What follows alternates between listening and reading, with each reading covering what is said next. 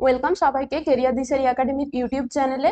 আজকে তাহলে আমরা এই সপুষ্পক উদ্ভিদের যৌনচালন চ্যাপ্টার থেকে আর যে বাকি কোশ্চেন গুলো আছে আমাদের 75 নম্বর কোশ্চেনের পরের থেকে বাকি সমস্ত কোশ্চেন গুলো নিয়ে তাহলে আজকের ক্লাসে আমরা আলোচনা করে নেব। আজকের ক্লাসে খুবই ইম্পর্টেন্ট কিছু কোশ্চেন আছে যেগুলো তোমাদের জেনপাস ইউজির জন্য এবং সমানভাবে যারা সেমিস্টার 3 এর এক্সাম দেবে সকলের জন্য কিন্তু এই কোশ্চেন গুলো খুবই হেল্পফুল। তাই ক্লাসটা সবাই মন দিয়ে করবে এবং ক্লাসের শেষে তোমাদের কত মার্কস হচ্ছে অবশ্যই সেটা কাউন্ট করে কমেন্ট সেকশনে জানাবে। যাদের যতগুলো পজিটিভ মার্কিং হচ্ছে +1 আর যতগুলো ভুল হবে নেগেটিভের জন্য 0 মার্ক করবে। এটা করে টোটাল যেটা হচ্ছে অবশ্যই কমেন্ট সেকশনে জানাবে। তার ফলে তোমাদের কতটা ইমপ্রুভ হচ্ছে, কতটা তোমরা করতে পারছো, তো নিজেরাও বুঝতে পারবে, সেম ভাবে আমাদেরও বুঝতে সুবিধা হবে। তাহলে তোমাদেরকে সেই মতো আরো যে এই চ্যাপ্টারে আরো কোনো কোশ্চেন দরকার কিনা বা কিভাবে আরো ইমপ্রুভ করা যায় সেগুলো নিয়ে পরবর্তী ক্লাসের মধ্যে আমরা তাহলে আলোচনা করতে পারবো। তো চলো দেরি না করে আমরা শুরু করি। প্রথম কোশ্চেন কি বলছে দেখে নিই, যে উদ্ভিদের কোন অংশে নিষেক ঘটে। তাহলে এই কোশ্চেনটা আমরা আগের ক্লাসেও করেছি। তাহলে উদ্ভিদের নিষেক বলতে মূলত কার কথা বলা হচ্ছে, যে যদি আমরা অ্যাঞ্জিওস্পার্মের কথা বলি সেটা দ্বিনিষেক পদ্ধতি হবে। আর যদি আমরা শুধুমাত্র যে ব্যক্তবীজী উদ্ভিদের কথা বলি জিমনোস্পার্ম, তাদের ক্ষেত্রেও নিষেক কোথায় হবে, সবসময় যে ডিম্বকের মধ্যে যে ভ্রূণস্থলী গঠন হচ্ছে সেই ভ্রূণস্থলীর মধ্যে কি দেখি আমরা জাইগোট ফর্মেশনও হয়, আবার দ্বিনিষেক পদ্ধতিতে কি হয় তার সাথে আমাদের যে শস্য নিউক্লিয়াসও ফর্মেশন হচ্ছে। তাহলে সেই যে পুরোপুরি নিষেক প্রক্রিয়া মানে কি জাইগোট ফর্মেশনকে আমরা সাধারণত কি বলি নিষেক প্রক্রিয়া। জাইগোট ফর্মেশন সবসময় কোথায় হবে, ওভিউলস এর মধ্যে। আর ওভিউলের মধ্যেই কি তৈরি হয় আমাদের যেটা ফাংশনাল মেগাস্পোর কি তৈরি করে, ভ্রূণস্থলী গঠন করে। সেই ভ্রূণস্থলী বা এমব্রায়ো স্যাকের মধ্যেই জাইগোট ফর্মেশন হবে। আর কি হবে, সেই এমব্রায়ো স্যাকের মধ্যে যে জাইগোটটা ফর্মেশন হচ্ছে সেটাই আলটিমেটলি ডিভাইড করে কি তৈরি করে, এমব্রায়ো তৈরি করে। তাহলে এটাই আমাদের জানতে চাইছে। তাহলে সেটা অ্যাঞ্জিওস্পার্ম হোক বা জিমনোস্পার্ম হোক, নিষেক প্রক্রিয়া সবসময় কোথায় হবে, ভ্রূণস্থলীর মধ্যে হবে। নেক্সট কি বলছে, যে প্রাইমারি শস্য নিউক্লিয়াস যেটা হচ্ছে পিইএন। আগের ক্লাসেও আমরা বলেছি এটা কি প্রাইমারি যে এন্ডোস্পার্ম গঠন হচ্ছে এটা সবসময় কি হবে, ট্রিপ্লয়েড প্রকৃতির। তাহলে অ্যাঞ্জিওস্পার্মের ক্ষেত্রে যে প্রাইমারি এন্ডো যেটা নিউক্লিয়াসটা তৈরি হচ্ছে প্রাইমারি এন্ডোস্পার্মিক নিউক্লিয়াস, সেটা সবসময় কি হচ্ছে তিনটে নিউক্লিয়াস আছে। তার মানে কি দুটো আমাদের যে মেরু নিউক্লিয়াস নিয়ে যে সেন্ট্রাল সেল তৈরি করেছিল, সেই দুটো মেরু নিউক্লিয়াসের সাথে কি হবে, আরেকটা হ্যাপ্লয়েড মেল গ্যামেট এসে যুক্ত হবে যখন, তখনই সেটা তৈরি করছে কি আমাদের যে প্রাথমিক শস্য নিউক্লিয়াস। তাহলে প্রাথমিক শস্য নিউক্লিয়াস কি হবে, দুটি হ্যাপ্লয়েড মেরু নিউক্লিয়াস এবং একটি পুংগ্যামেট নিউক্লিয়াস নিয়ে গঠিত হচ্ছে। আর এই প্রাথমিক শস্য নিউক্লিয়াস ট্রিপ্লয়েড প্রকৃতির যেটা আমরা পাচ্ছি সেটা সবসময় কাদের ক্ষেত্রে পাবো, যারা হচ্ছে অ্যাঞ্জিওস্পার্ম। হলো। তবে নেক্সট কোশ্চেন দেখি কি বলছে, যে নিষেকের পর নির্ণীত নিউক্লিয়াস কিসে পরিণত হয়। তাহলে নির্ণীত নিউক্লিয়াস কোনটা, যেটা হচ্ছে আমাদের সেন্ট্রাল সেল, এই যে দুটো মেরু নিউক্লিয়াস নিয়ে যুক্ত হয়ে যেটা সেন্ট্রাল সেল তৈরি করেছিল সেটাকেই আমরা কি বলি, নির্ণীত নিউক্লিয়াস। এটাই হচ্ছে কি নির্ণীত নিউক্লিয়াস। তাহলে নির্ণীত নিউক্লিয়াস নিয়ে আমরা কি দেখছি, নির্ণীত নিউক্লিয়াসের সাথেই আরেকটা মেল গ্যামেট এসে যুক্ত হচ্ছে এবং সেটাই কিসে পরিণত হয়ে যাচ্ছে, শস্য নিউক্লিয়াসে। তাহলে সবসময় যে নিষেক পরবর্তী যে চেঞ্জেস গুলো হচ্ছে সেক্ষেত্রে নির্ণীত নিউক্লিয়াসটা বা সেন্ট্রাল সেলটা কিসে পরিণত হচ্ছে, এন্ডোস্পার্মে বা শস্যে। তাহলে এখানে কি হচ্ছে, অপশন ডি কারেক্ট হচ্ছে। নেক্সট কোশ্চেন দেখি। এটা খুব ইজি কোশ্চেন, সবাই পারবে, এটা নিয়ে আগের দিনে আমরা আলোচনা করেছি। যে একটা হচ্ছে আমাদের জানতে চেয়েছে নিউক্লিয়ার এন্ডোস্পার্ম আর একটা হচ্ছে সেলুলার এন্ডোস্পার্ম নিয়ে। তাহলে সেলুলার এন্ডোস্পার্ম আর নিউক্লিয়ার এন্ডোস্পার্ম কিভাবে তৈরি হয় আগের দিনই বলেছি। তাহলে যখনই এই যে প্রথমে যেটা আমাদের প্রাইমারি এন্ডোস্পার্মিক যে নিউক্লিয়াসটা তৈরি হচ্ছে সেটা কি করবে, এবারে ডিভাইড করবে। তাহলে শুধুমাত্র ডিভিশনটা যদি নিউক্লিয়ার ডিভিশন হয়, শুধুমাত্র ধরলাম এটা একটা সেলটা আছে পুরোপুরি, তার মধ্যে অসংখ্য এরকম কি হয়েছে নিউক্লিয়াস গুলো গঠন হয়েছে, কোনো প্রকার সেল ওয়াল তৈরি হয়নি, আলাদা করে সেল তৈরি হয়নি। একটা সেলের মধ্যে যদি আমরা অসংখ্য এই ধরনের নিউক্লিয়াস পাই তখন তাকে কি বলি আমরা, নিউক্লিয়াস শস্য। আর যদি সেটাই যে এরকম নিউক্লিয়ার ডিভিশন হচ্ছে তার সাথে সাথে এরকম করে দুটো করে সেল ওয়ালের তৈরির মাধ্যমে দুটো আলাদা আলাদা সেল তৈরি হয়ে যাচ্ছে, এরকম অসংখ্য যে কোষ গুলো তৈরি হবে সেটাই হচ্ছে কি আমাদের সেলুলার শস্য। তাহলে দুটোই এখানে কি আমরা দেখতে পাচ্ছি ঠিক আছে। তাহলে শস্য কলা মানে 3N হচ্ছে এবং সেটা কি হচ্ছে এই যে সাইটোপ্লাজমের ডিভিশন, তার সাথে সাথে সেল ওয়াল ফর্মেশন দুটোই যদি হয়, তাহলে উপরোক্ত কি দেখছি আমরা, বিবৃতি 1 এবং বিবৃতি 2 উভয়ই সঠিক। এটা হলো। আরেকটা টাইপ আমরা কি পড়েছিলাম, একটা হচ্ছে নিউক্লিয়ার, একটা সেলুলার, আরেকটা হচ্ছে হ্যালোবিয়াল শস্য। তাহলে হ্যালোবিয়াল শস্যর ক্ষেত্রে আর কিছুই নয়, এই দুটোর একটা মিক্সড কম্বিনেশন টাইপ বলতে পারি। মানে সেখানে কিছুটা পরিমাণ আমাদের নিউক্লিয়ার শস্যও থাকবে, আবার কিছুটা পরিমাণ সেলুলার শস্যও পাওয়া যাবে। তাহলে এই কনসেপ্টটা খুব ভালোভাবে মনে রাখতে হবে, আগের ক্লাসেও বলেছি আজকে আরেকবার বলে দিলাম। নেক্সট বলছে কি যে ডাব থেকে যে জল পাওয়া যায় তা হলো আদতে প্রকৃতপক্ষে আমাদের কি। তাহলে এটা ধরলাম যদি একটা ডাব হয়, তাহলে ডাবের মধ্যে আমরা কি দেখি ভেতরটাতে জল থাকে আর যে তার চারপাশে একটা সাদা অংশ থাকে। তাহলে ভেতরের যেটা জলটা নারকেলের জল বা ডাবের জল, আর সাইডে এরকম একটা যে সাদা অংশ থাকে, যে সাদা অংশটা যেটা আমরা খাবার হিসেবে গ্রহণ করছি খাদ্য হিসেবে, সেটা হচ্ছে কি আমাদের সেলুলার শস্য, সবসময় মনে রাখতে হবে। আর ভেতরের যেটা এরকম যে নারকেলের যেটা জল, সেটা আদতে কি হচ্ছে ফ্রি নিউক্লিয়ার ডিভিশন থেকে আসছে, সেটা হবে কি আমাদের নিউক্লিয়ার শস্য। তাহলে অপশন এখানে কোনটা হচ্ছে মুক্ত নিউক্লিয়ার শস্য। অসংখ্য পরিমাণে এরকম পরপর নিউক্লিয়ার ডিভিশন করে যে একটা ফ্রি নিউক্লিয়ার সেল তৈরি করে এখানের মধ্যে, সেটাই কি হচ্ছে আমাদের নিউক্লিয়ার শস্য।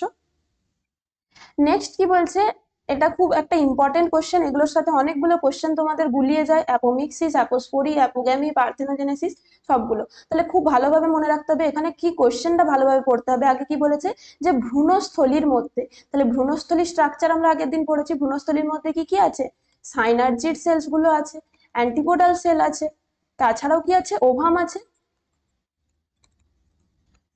ওভাম আছে, আর কি আছে সেন্ট্রাল সেলটা আছে। তাহলে যদি এই যে ভ্রূণস্থলীর মধ্যে সাধারণত আমরা কি দেখি যে ডিম্বাণুটার থেকেই জাইগোট ফর্মেশন হচ্ছে, সেই জাইগোট থেকে ভ্রূণ হবে। কিন্তু এক্ষেত্রে বলেছে যে ডিম্বাণু ছাড়া, ডিম্বাণু ছাড়া আর কোন কোন কোষ হতে পারে, এই যে সাইনার্জিড থেকে হতে পারে, অ্যান্টিপোডাল সেল থেকে হতে পারে। তাহলে এগুলো হচ্ছে কি হ্যাপ্লয়েড প্রকৃতির।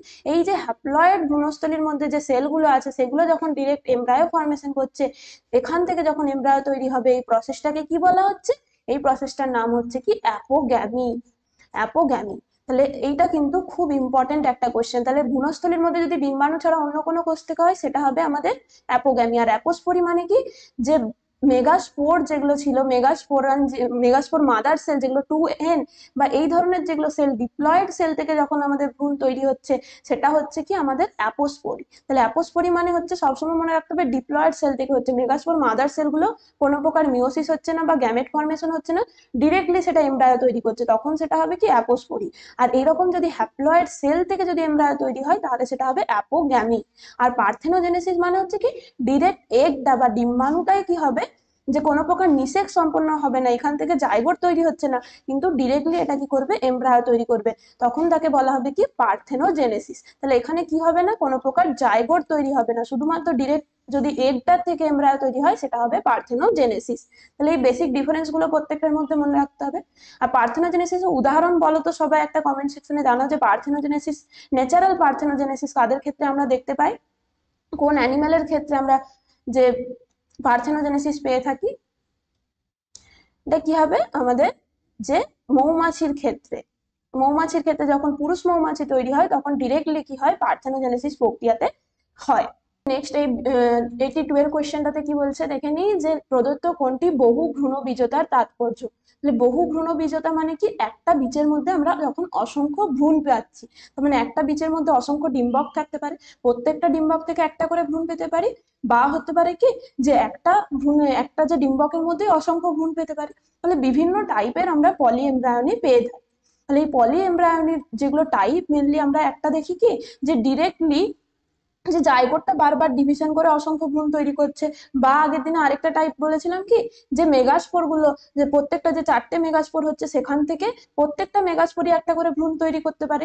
এইরকম যে কন্ডিশন গুলো, সেগুলোকেই আমরা বলছি কি পলি এমব্রায়নি। তাহলে সেক্ষেত্রে আমাদের কি পসিবল, যে মাতৃ উদ্ভিদের সমবৈশিষ্ট্যযুক্ত আমরা ক্লোন তৈরি করতে পারি। বহু ভ্রূণবীজতা মানে কি একটা জাইগোট থেকে ডিরেক্টলি, বা বিভিন্ন যেগুলো অ্যাপোমিক্সিসের মাধ্যমে যখন এমব্রায়ন ফর্মেশন হচ্ছে, তখন কি হচ্ছে ডিরেক্টলি যে একটা মাতৃকোষের মাধ্যমে বা অ্যাপোস্পোরি, অ্যাপোমিক্সিস এই টাইপের যেগুলো তৈরি হচ্ছে স্পেশাল কন্ডিশন, তখন কি হচ্ছে ডিরেক্টলি যেটা মাতৃকোষ, সেটাই হচ্ছে কি আমাদের এমব্রায়ো তৈরি করছে। তাহলে সেক্ষেত্রে কোনো যে আমাদের মাতৃ বৈশিষ্ট্যের সাথে কোনো অমিল পাচ্ছি না, পুরোপুরি ক্লোন তৈরি হচ্ছে। তাহলে এটা একটা হবে।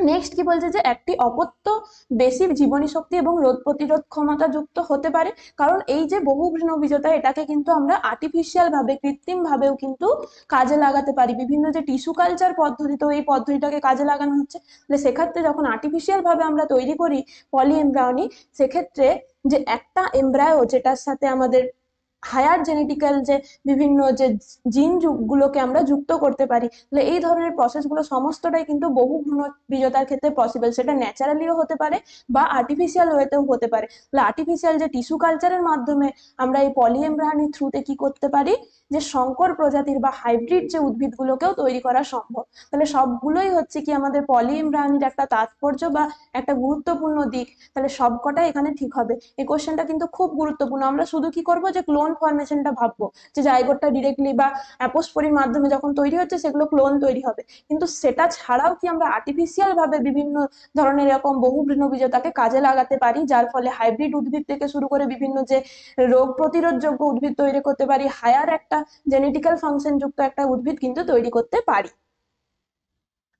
নেক্সট কি বলছে যে প্রদত্ত কোনটি অ্যাপোমিক্সিসের গুরুত্ব নয়। তাহলে অ্যাপোমিক্সিস মানে কি, যে এখানের ক্ষেত্রে আমরা পড়েছিলাম কি যে সিড ফরমেশন হচ্ছিল, আর পার্থেনোকার্পিতে কি হচ্ছিল, সিড ফরমেশন হচ্ছে না।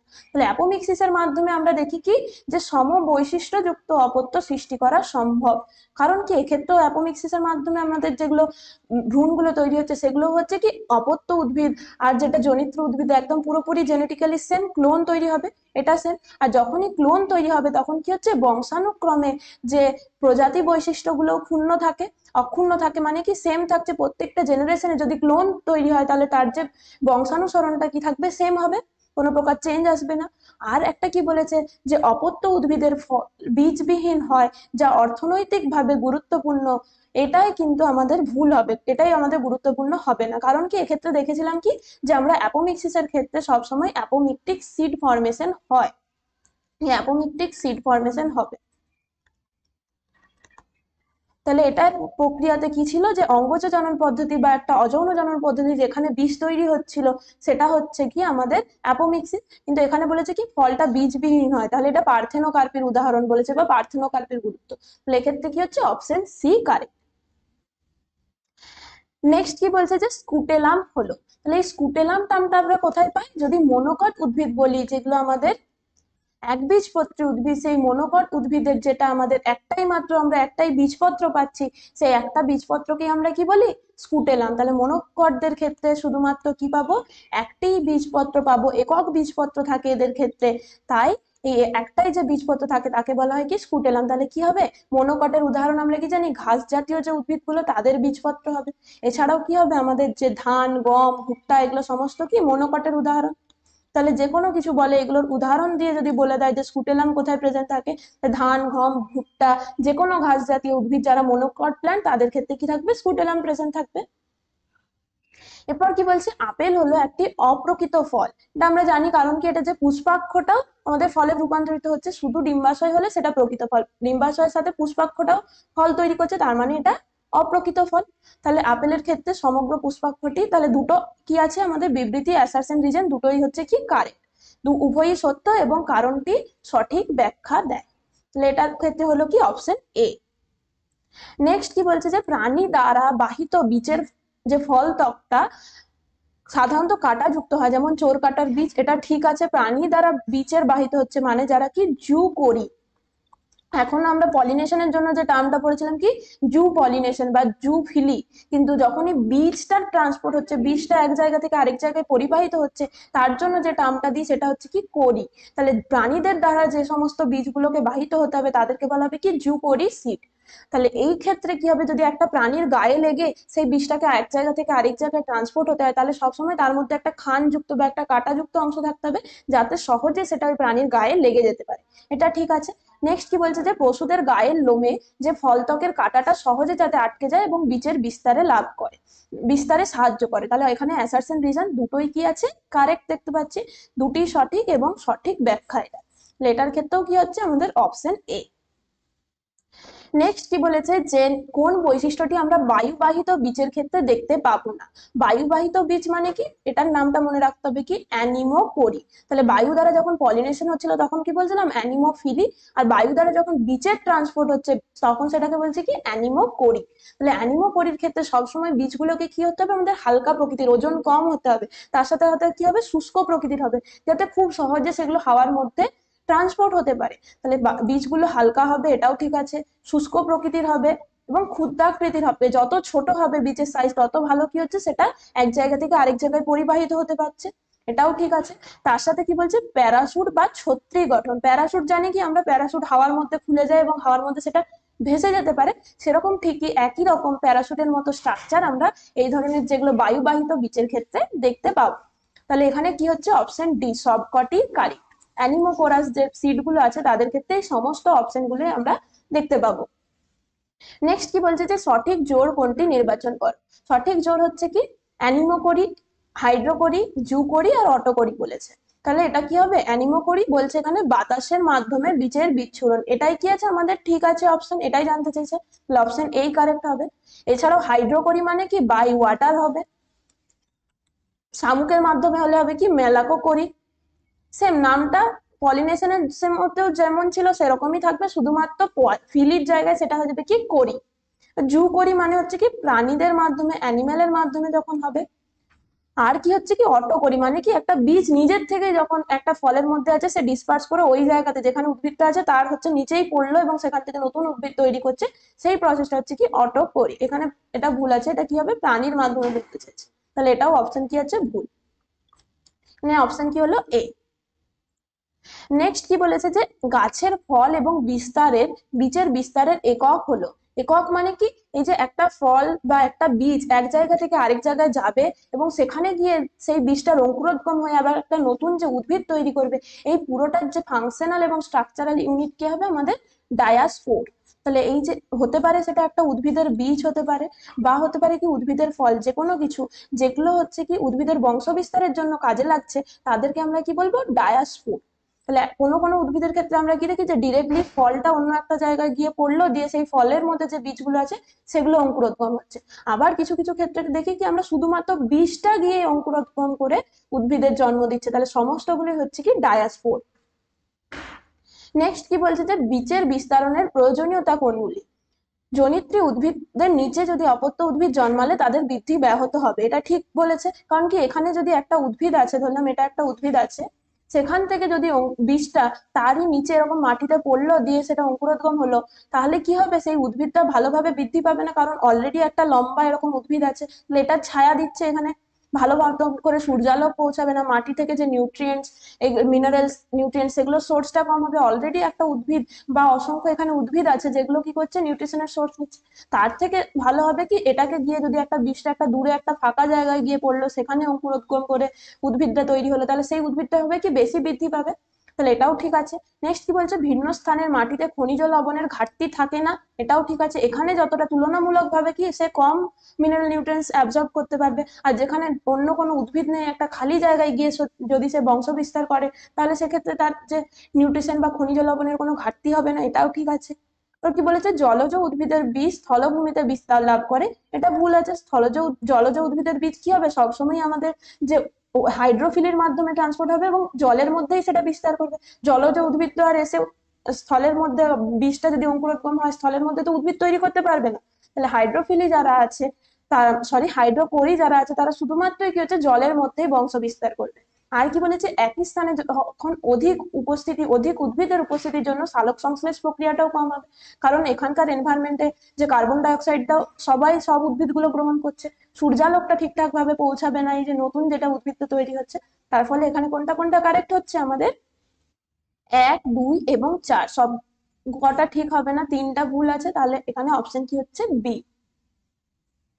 নেক্সট কি বলছে যে প্রদত্ত কোনটি কর্ন কবের ট্যাসেলস। কর্ন কবের ট্যাসেল, তাহলে এটা হচ্ছে কি আমাদের যে কর্ন মানে কি ভুট্টা উদ্ভিদের কথা বলেছে, তাহলে ভুট্টা উদ্ভিদের ক্ষেত্রে আমরা একটা স্পেশাল স্ট্রাকচার পাই, এটা হচ্ছে কি মোনোএসিয়াস প্ল্যান্ট। একটা মোনোএসিয়াস প্ল্যান্ট মানে কি এটা যদি একটা ভুট্টা গাছ হয় তার উপরের দিকে আমরা কিছু ফুল পাবো আর কিছু হচ্ছে যেটা টার্মিনাল বার্ডস আর কিছু পাবো অ্যাক্সিলারি বার্ডস। এই টার্মিনাল বার্ডস গুলো সবসময় কি হয় পুরুষ ফুল হয় বা পুংলিঙ্গ বিশিষ্ট,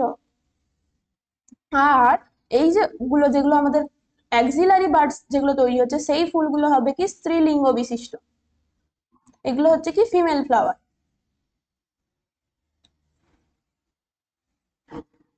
স্ত্রীলিঙ্গ বিশিষ্ট, তাহলে এক্ষেত্রে কি হবে এদের দুটো আলাদা আলাদা নাম আছে। এই পুংলিঙ্গ বিশিষ্ট ফুলগুলোকে এরকম লম্বা প্রকৃতির হয় একটা, যাতে খুব সহজে এগুলো অ্যানিমোফিলির মাধ্যমে বা উইন্ডের মাধ্যমে পরাগরেণুগুলো যাতে ট্রান্সপোর্ট হতে পারে, তার জন্য এই পুংলিঙ্গ বিশিষ্ট ফুলগুলোর একটা এরকম লম্বা উঁচু মতো একটা স্ট্রাকচার পাবো, আর পরাগরেণুগুলো খুবই হালকা একটা শুষ্ক প্রকৃতির যাতে হাওয়াতে ভেসে যেতে পারে এরকম পাই, যেটাকে বলছি কি আমরা ট্যাসেল।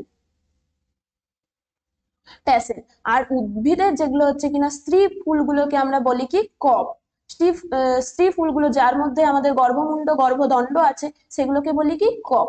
কিন্তু এখানে আমাদের কোশ্চেনটাতে বুঝতে হবে কি বলেছে, যে কর্ন কবের ট্যাসেল কি। তাহলে এটা কিন্তু সবসময় মনে রাখতে হবে, উইন্ডের মাধ্যমে হচ্ছে অ্যানিমোফিলি বললাম, আর কর্ন কবের ট্যাসেল মানে কি, নর্মাল ট্যাসেল হচ্ছে পুংলিঙ্গ বিশিষ্ট ফুলকে বলছি, আর কব বলছি কি স্ত্রীলিঙ্গ বিশিষ্ট ফুলকে। কিন্তু যেই স্ত্রীলিঙ্গ বিশিষ্ট ফুলের মধ্যে এটা ধরলাম স্ত্রীলিঙ্গ বিশিষ্ট ফুল, তার যে গর্ভমুণ্ড গর্ভদণ্ড আছে এটাকে একত্রে আমরা কি বলছি, এটাও কি হচ্ছে এরকম লম্বা আকৃতির হচ্ছে, তার জন্য তাকে বলা হয় কর্ন কবের ট্যাসেল। আকৃতিটার জন্য এই ট্যাসেলের আকৃতি কি হচ্ছে এরকম লম্বা মতো একটা স্ট্রাকচার পায়। আর কব যেগুলো হচ্ছে স্ত্রী ফুল তাদের যে গর্ভমুণ্ড গর্ভদণ্ড সেগুলো এরকম একটা লম্বা আকৃতির স্ট্রাকচার হচ্ছে, সেই স্ট্রাকচারাল সিমিলারিটির জন্য যদি বলা হয় কর্ন কবের ট্যাসেল কাকে বলা হয়, তাহলে হবে গর্ভমুণ্ড আর গর্ভদণ্ড। এটা কিন্তু একটা খুব ইম্পর্টেন্ট কোশ্চেন। তাহলে ট্যাসেল কিন্তু আলাদা, কব আলাদা, কিন্তু কর্ন কবের যদি ট্যাসেল বলা হয় তখন কি হবে, যেগুলো আমাদের গর্ভকেশর চক্রের যেগুলো পার্ট, গর্ভমুণ্ড এবং গর্ভদণ্ড। নেক্সট কি বলছে, যে মাইক্রোস্পোরাঞ্জিয়ামের বহিস্থ যে তিনটি স্তরের কাজ হলো, বহিস্থ তিনটি স্তর কোনগুলো কোনগুলো, এপিডার্মিস, এন্ডোথেসিয়াম, মিডিল লেয়ার। এই তিনটে হচ্ছে কি আমাদের যে বহিস্থ স্তর। তাহলে এগুলোর কাজ কি, এগুলোর কাজ হচ্ছে কি আমাদের যে বৃদ্ধিপ্রাপ্ত রেণুকে রক্ষা করবে, একটা প্রোটেক্টিভ লেয়ার হিসেবে কাজ করে, প্রোটেক্টিভ লেয়ার হিসেবে কাজ করে, এটা আমরা আগের ক্লাসেই বলেছি। আর এটা কার কাজ, এটা হচ্ছে ট্যাপেটামের কাজ। অপশন বিটা কোনোভাবে হবে না। বহিস্থ তিনটে স্তর বলেছে, তো আর কি করবে, এই যেটা আমাদের এন্ডোথেসিয়াম লেয়ার আছে, সেই এন্ডোথেসিয়াম লেয়ারের একটা স্পেশাল ফাংশন আছে। এ কি করতে পারে, যখন যে পরাগধানীর মধ্যে কি আছে, যে বৃদ্ধিপ্রাপ্ত পরাগ রেণুগুলো আছে, তো পরাগ রেণুগুলোকে যখন বিদারণ করে, মানে পরাগধানী থেকে যখন পরাগ রেণুকে বাইরে বার করতে হবে, এটা ধরলাম পরাগধানী। তো এর মধ্যে কি আছে, এখানের মধ্যে পরাগ রেণুগুলো স্টোর হয়েছে।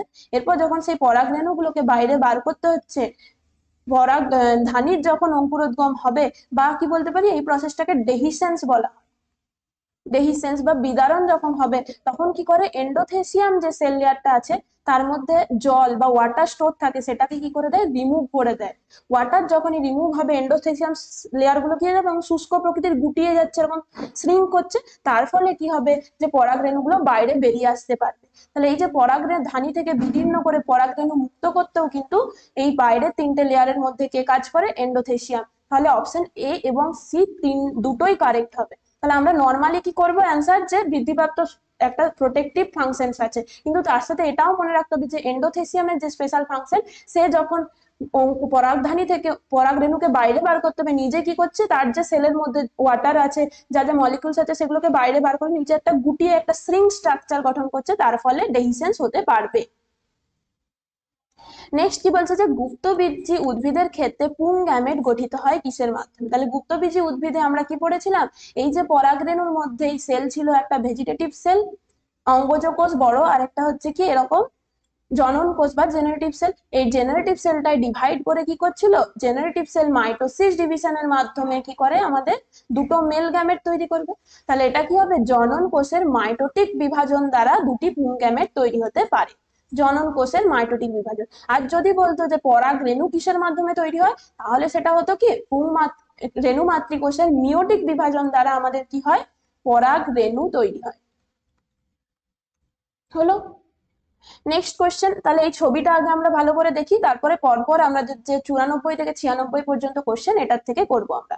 তাহলে এই ছবিটা আমরা কি দেখছি, একটা মাইক্রোস্পোরাঞ্জিয়ামের স্ট্রাকচার দেওয়া আছে, মাইক্রোস্পোরাঞ্জিয়ামের স্ট্রাকচার। তাহলে মাইক্রোস্পোরাঞ্জিয়ামের আমরা একদম বাইরে থেকে পাচ্ছি কি, এপিডার্মিস, এপিডার্মিস, তারপরেই পাচ্ছি আমরা কি, এটা এন্ডোডার্মিস, এন্ডোডার্মিস আর মিডিল লেয়ার, এইটা হবে এন্ডোডার্মিস। আর তারপরের লেয়ারটা হয়ে যাচ্ছে কি, সরি এন্ডোডার্মিস না, এন্ডোথেসিয়াম, এপিডার্মিস, এন্ডোথেসিয়াম, এন্ডোথেসিয়াম, আর কি হবে, মিডিল লেয়ার। আর একদম ভেতরে যেগুলো আছে সেগুলো কি হচ্ছে, মাইক্রোস্পোরাঞ্জিয়ামের মধ্যে আছে আমাদের যে মাইক্রোস্পোর মাদার সেল, আর তাকে কভার করে আছে কারা, ট্যাপেটাম সেলগুলো। তাহলে দেখে নি পরপর কি বলছে, এন্ডোথেসিয়ামের কাজ জানতে চেয়েছে। তাহলে এই এন্ডোথেসিয়াম যে এই লেয়ারটার কথা বলছি, এই যে বড় বড় সেলগুলো, এটা কি করবে, যখনই আমাদের পরাগরেণুকে বিদারণ করে বার করতে হবে, তখন নিজে এরকম স্ট্রিং করে এরকম সরু হয়ে যাবে, যাতে খুব সহজেই পরাগরেণুগুলো বাইরে রিলিজ হতে পারে।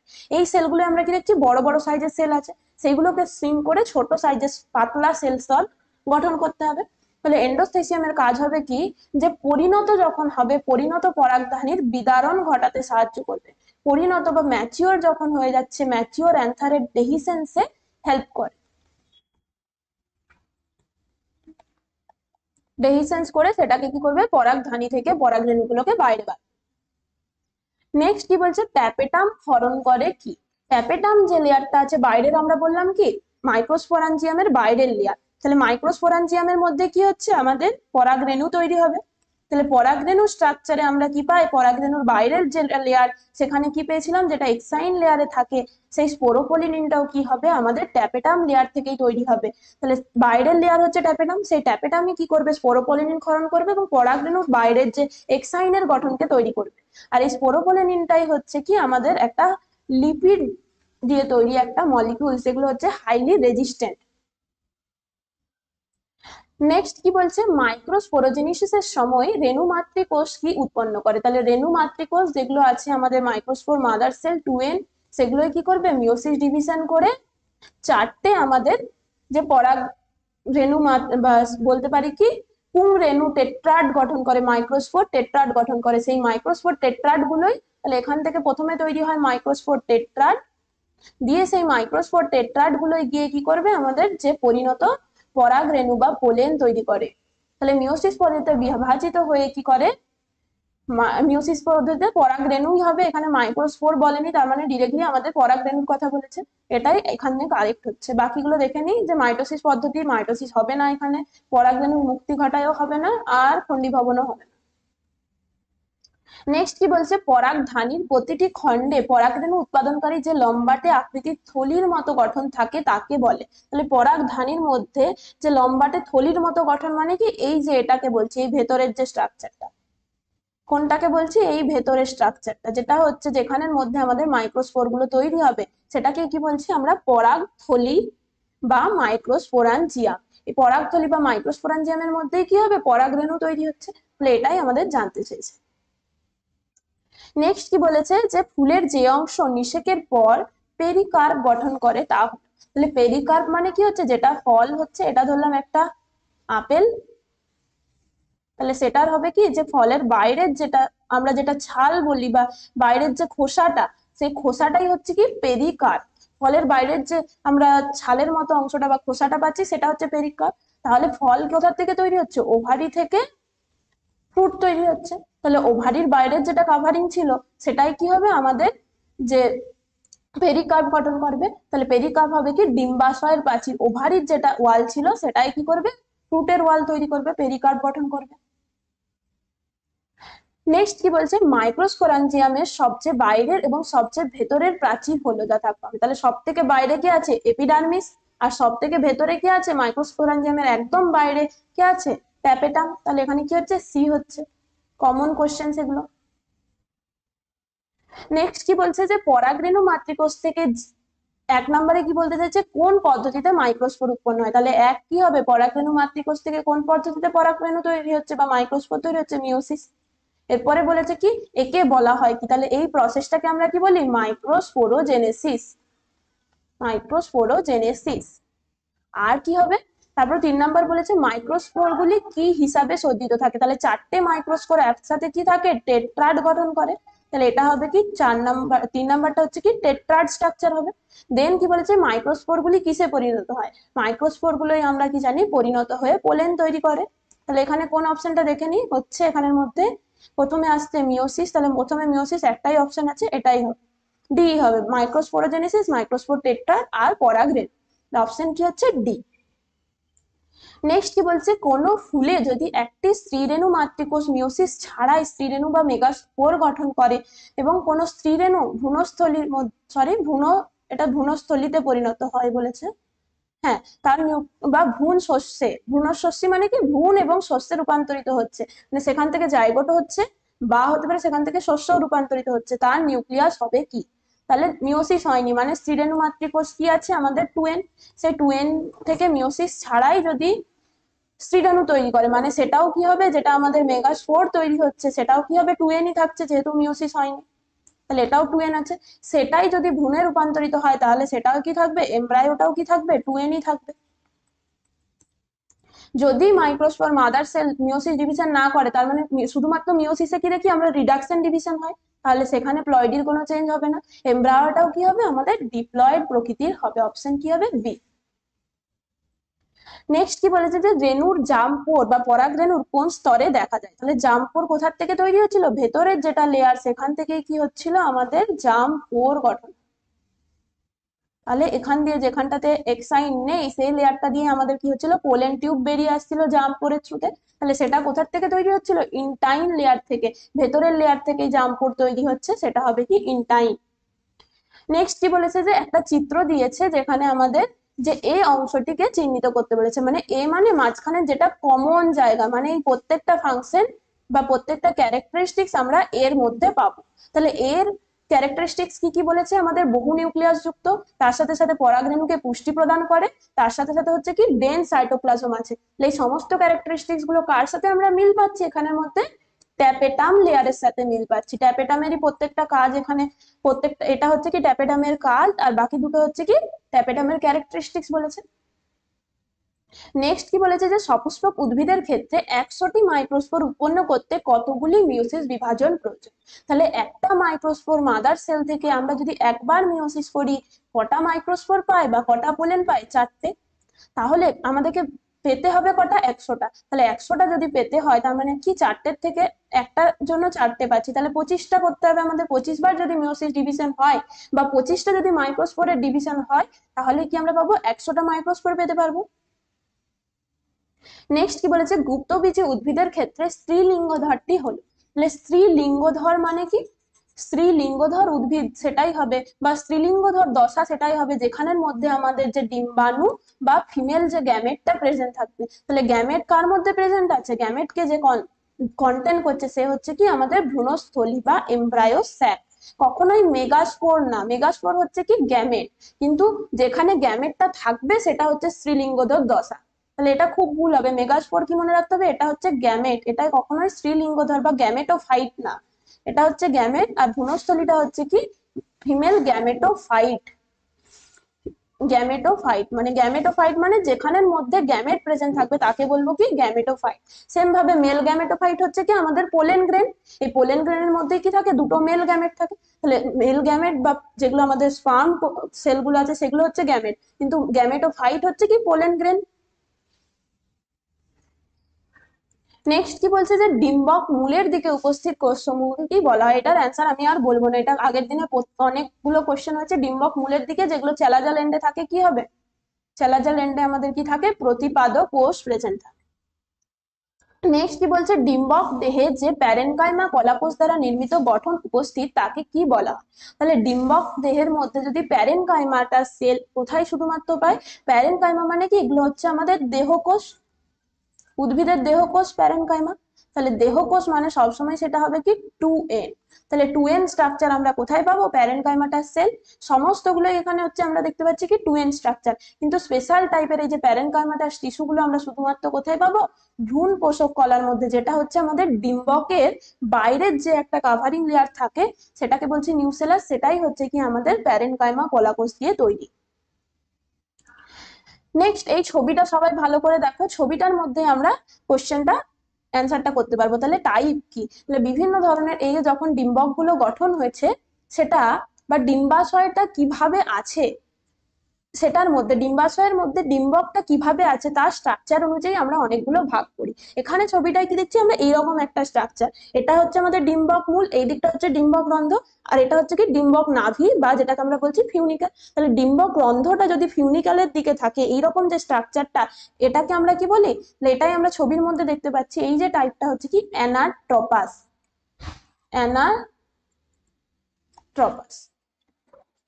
অ্যানাট্রপাস আরেকটা কিরকম টাইপের পাই, অর্থোট্রপাস। অর্থোট্রপাস মানে কি ডিরেক্টলি এইরকম থাকবে, মানে কি ওপর দিকে ডিম্বক রন্ধ্র, নিচের দিকে ডিম্বক মূল, আর ডিম্বক মূলের সাথে কানেক্ট থাকছে কি ডিম্বক নাভি, তাহলে সেটা হবে কি অর্থোট্রপাস। আর অ্যানাট্রপাস মানে সবসময় মনে রাখতে হবে, হাতটাকে যদি আমরা এরকম ভাঁজ করি তাহলে যেটা এই দিকটা আসছে পোর স্ট্রাকচারটা সেটা হচ্ছে কি ডিম্বক রন্ধ্র, ওপরটা ডিম্বক মূল, এই দিকটা হচ্ছে কি ডিম্বক নাভি।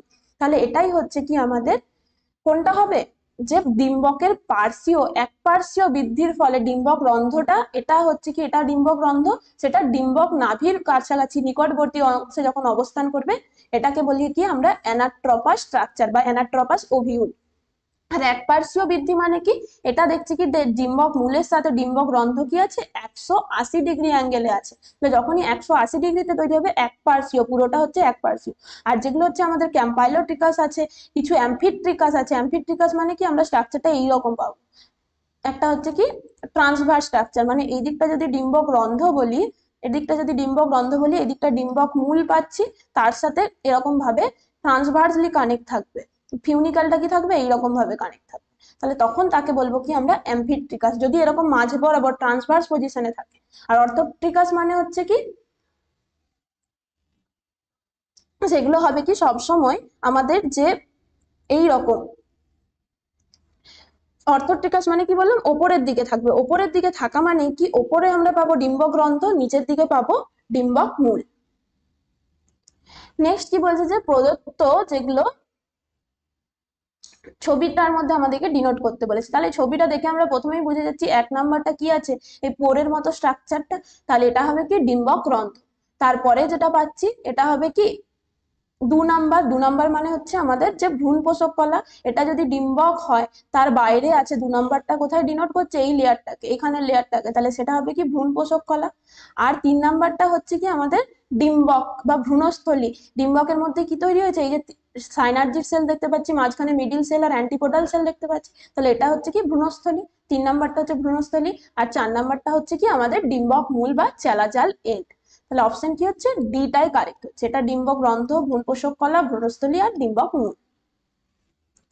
নেক্সট কি বলছে, ভ্রূণস্থলী গঠন প্রকৃতি পদ্ধতিকে কি বলা হয়? ভ্রূণস্থলী গঠন হচ্ছে কিসের মাধ্যমে? মাইক্রো হবে না, মেগা গ্যামেটোজেনেসিসের মাধ্যমে। মেগাস্পোরোজেনেসিস মানে প্রথমে মেগাস্পোর তৈরি হচ্ছে, তারপরে যখন মেগাস্পোর থেকে যখন এগ তৈরি হচ্ছে, প্রথমে যেটা ছিল মেগাস্পোর, ফাংশনাল মেগাস্পোর, সেই ফাংশনাল মেগাস্পোর থেকে কি দেখি আমরা যে ওই যে 8টা সেল যুক্ত আমাদের যেটা ভ্রূণস্থলী বা এমব্রায়ো স্যাক তৈরি হচ্ছে, এই এমব্রায়ো স্যাকটা যে তৈরির পদ্ধতি সেটাই হচ্ছে কি আমাদের মেগা গ্যামেটোজেনেসিস। তাহলে এই পদ্ধতিটাই হচ্ছে কি ভ্রূণস্থলী গঠনের পদ্ধতি। নেক্সট কি বলছে যে একটি নিষিক্ত ভ্রূণস্থলীতে হ্যাপ্লয়েড, ডিপ্লয়েড ও ট্রিপ্লয়েড গঠন হলো যথাক্রমে। তাহলে ভ্রূণস্থলীর মধ্যে হ্যাপ্লয়েড কি কি আছে, এন স্ট্রাকচার, আমাদের সাইনার্জিডস আছে, অ্যান্টিপোডাল সেল আছে, আর কি আছে এগ সেল আছে। 2n কি আছে, ডিপ্লয়েড হচ্ছে আমাদের যেটা নির্ণিত নিউক্লিয়াস বা সেন্ট্রাল সেল। আর ট্রিপ্লয়েড কি হবে, ট্রিপ্লয়েড যখন নিষেকের পরে নিষিক্ত হয়ে গেছে, তার মানে এগটা তখন থাকবে না, নিষিক্ত হওয়ার পরে বলেছে, তাহলে তখন 2n কি হয়ে যাবে আমাদের জাইগোট, সেন্ট্রাল সেল হবে না, সরি নিষেকের পরবর্তী বলেছে, নিষিক্ত ভ্রূণস্থলী, তা নিষেকের আগে 2n থাকতো সেন্ট্রাল সেল, আর নিষিক্ত হবার পরে তাহলে 2n হয়ে যাবে কে জাইগোট, আর 3n হয়ে যাবে আমাদের যেটা এন্ডোস্পার্ম। আর যদি নিষেক পূর্ববর্তী বলতো তাহলে হ্যাপ্লয়েড কিন্তু এক্সেল হতো, ডিপ্লয়েড কি হতো আমাদের যে সেন্ট্রাল সেল হতো, আর ট্রিপ্লয়েড কোনো স্ট্রাকচার আমরা নিষেকের আগে পেতাম না। তাহলে এটার কোনটা অ্যান্সার হচ্ছে, প্রথমটা হবে সাইনার্জিস, দ্বিতীয়টা হবে জাইগোট বা ভ্রূণ, আর তৃতীয়টা হচ্ছে মুখ্য শস্য নিউক্লিয়াস, অপশন কি এ। নেক্সট কি বলেছে যে নিউসেলাসে সঞ্চিত খাদ্যবস্তু সমন্বিত কোষটিকে কোন অংশ দ্বারা আবৃত থাকে? তাহলে নিউসেলাসে যে সঞ্চিত খাদ্যবস্তু, নিউসেলাসের বাইরে স্ট্রাকচার কি আছে, এটা ডিম্বক, তার বাইরে আছে নিউসেলাস, তার বাইরে কি আছে আমাদের ইন্টেগুমেন্টস, এগুলো হচ্ছে কি ইনার ইন্টেগুমেন্টস, আউটার ইন্টেগুমেন্টস। তাহলে এগুলো হচ্ছে, এটা যদি নিউসেলাস হয়, এটা যদি নিউসেলাস হয়, তার বাইরে কে কভার করছে, তার বাইরের যেটা প্রোটেক্টিভ লেয়ার, এগুলো হচ্ছে কি আমাদের ইন্টেগুমেন্টস বা ডিম্বক ত্বক। তাহলে এখানে কি হচ্ছে, সঞ্চিত খাদ্যবস্তুকে কোন অংশ আবৃত করে রাখে, সেটা হবে কি ডিম্বক ত্বক বা ইন্টেগুমেন্টস। নেক্সট কি বলছে যে নিম্নলিখিত কোনটির ক্রোমোজোম সংখ্যা আমাদের সর্বদা হ্যাপ্লয়েড থাকবে? ক্রোমোজোম সংখ্যা সর্বদা হ্যাপ্লয়েড কার থাকবে? হ্যাপ্লয়েড সবসময় কি আমরা জানি যে গ্যামেট হয় সবসময় হ্যাপ্লয়েড, যাই হয়ে যাক গ্যামেট যদি তৈরি হয়, গ্যামেট তৈরি হতে গেলে সবসময় মিওসিস লাগবে, গ্যামেট তৈরি হতে গেলে সবসময় মিওসিস লাগবে, আর মিওসিস যখনই হবে তখন সেটা সেলটা কি হয়ে যাবে, হ্যাপ্লয়েড প্রকৃতির হয়ে যাবে। আর যে কোনো জাইগোট সবসময় কি হয়, বেশিরভাগ ক্ষেত্রে আমাদের 2n হয়, আর ভ্রূণটা যেরকম আমাদের জাইগোট তৈরি হবে সেই অনুযায়ী ভ্রূণ তৈরি হবে। আর বীজ যে কোনো প্লয়েডি হতে পারে, বীজের আমরা দেখতে পারি কিছু কিছু বীজ আছে এমনকি হেক্সাপ্লয়েডি পর্যন্ত দেখতে পারি, 6n পর্যন্ত দেখা যায়। তাহলে বীজের প্লয়েডি কোনো নির্দিষ্ট নেই, বীজের প্লয়েডি আমাদের 2n হতে পারে, 3n হতে পারে, 6n হতে পারে, কোনো নির্দিষ্ট কিন্তু প্লয়েডি আমরা পাই না। নেক্সট কি বলেছে যে গুপ্তবীজী উদ্ভিদের মধ্যে স্পুং গ্যামেট এবং স্ত্রী গ্যামেটটি যথাক্রমে, তাহলে গুপ্তবীজী উদ্ভিদে আমরা কি দেখছি, স্ত্রী গ্যামেটটা এক জায়গাতেই আছে। স্ত্রী গ্যামেটটা কোথায় আছে, ভ্রূণস্থলীর মধ্যে, এখানে এগ আছে, এখানে কি আছে, এগ সেল। আর বাইরের থেকে একটা সচল পরাগরেণুর মাধ্যমে পোলেন টিউব দিয়ে কে আসছে, এখানে মেল গ্যামেট আসছে, তাহলে সেটা সচল হবে। আর ফিমেল গ্যামেট যেটা এগটা সেটা হচ্ছে কি অচল প্রকৃতি। তাহলে প্রথমে পুং গ্যামেট বলেছে সেটা সচল হবে, আর স্ত্রী গ্যামেটটি কি হচ্ছে, অচল প্রকৃতি। নেক্সট কি বলছে, কোনো একটি উদ্ভিদের যদি এন্ডোস্পার্মে 36টি ক্রোমোজোম থাকে তাহলে তার পুং গ্যামেট এবং স্ত্রী গ্যামেটের ক্রোমোজোম সংখ্যা কত। ইজি কোশ্চেন এগুলো। 3n = 36 বলে দিয়েছে, আমাদের গ্যামেট মানে কি হ্যাপ্লয়েড কত জানতে চেয়েছে, তাহলে হ্যাপ্লয়েড সেটটা কত হবে, এটা 3 ভাগের 1 ভাগ, মানে 12 আর 12, পুং গ্যামেট স্ত্রী গ্যামেট দুটোই কি হবে 12 করে। নেক্সট এটা একটা খুব ভালো কোশ্চেন, ইম্পর্টেন্ট কোশ্চেন, তোমরা আগে এটার অ্যান্সার করো তারপরে বলবে। এই প্রত্যেকটা ঘটনা কিন্তু আমরা আলোচনা করেছি, তাহলে এক্ষেত্রে কোনটা হবে, কোনটা অ্যান্সার হবে বলো।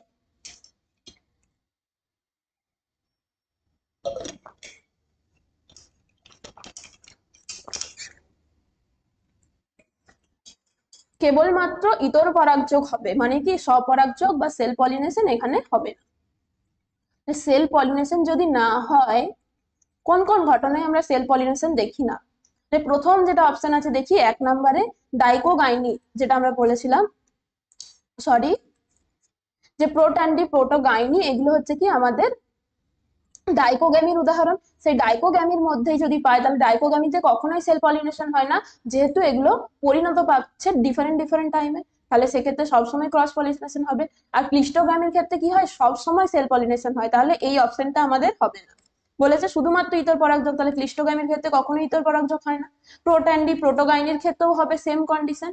হোমোগ্যামি, হোমোগ্যামি মানে কি ডাইকোগ্যামির উল্টোটা, একই টাইমে যদি পরিণত প্রাপ্ত হয় দুটোই পরাগরেণু এবং আমাদের যে গর্ভকেশর চক্র পুংকেশর চক্র যদি একই সাথে পরিণত হয় তাহলে তাকে বলি কি হোমোগামী। তাহলে সেক্ষেত্রেও সেল পলিনেশন পসিবল, কখনোই ক্রস পলিনেশন লাগবে না আমাদের, তাহলে এই অপশনটাও হবে না।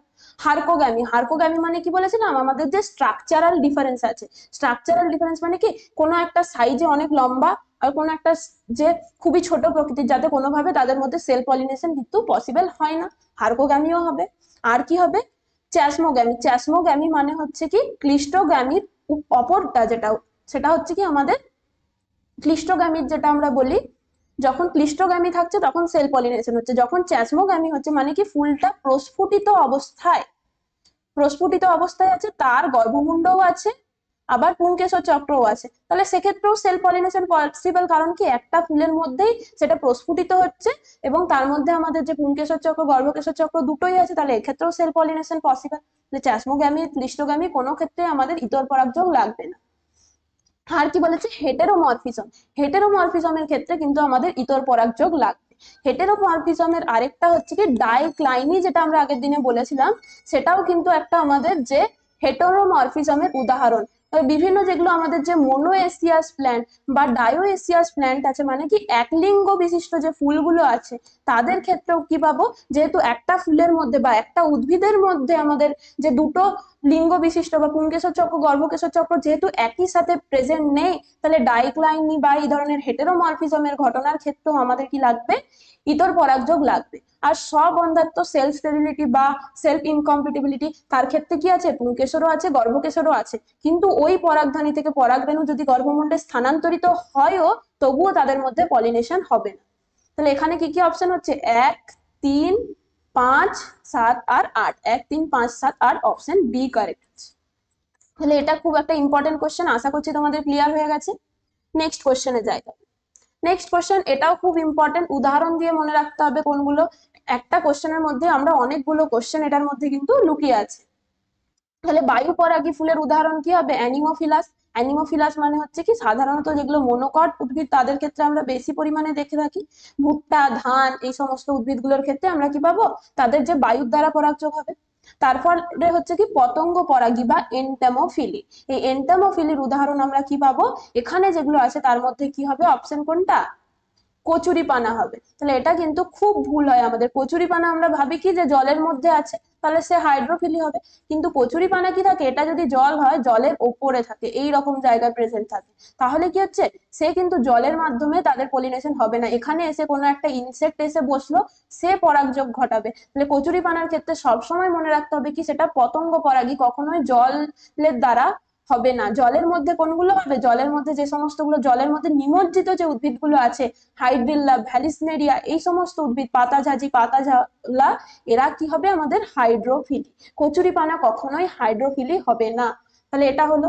আর কি আমাদের বাকি থাকছে, যে পক্ষী পরাগী বা অর্নিথোফিলি, পাখির মাধ্যমে হবে কি কি, কমন যেগুলো আমাদের উজ্জ্বল বর্ণযুক্ত ফুল, শিমুল, পলাশ, যাদের ক্ষেত্রে মকরন্দ পাবো, সেগুলো হচ্ছে কি আমাদের পক্ষী পরাগী, শিমুল, পলাশ।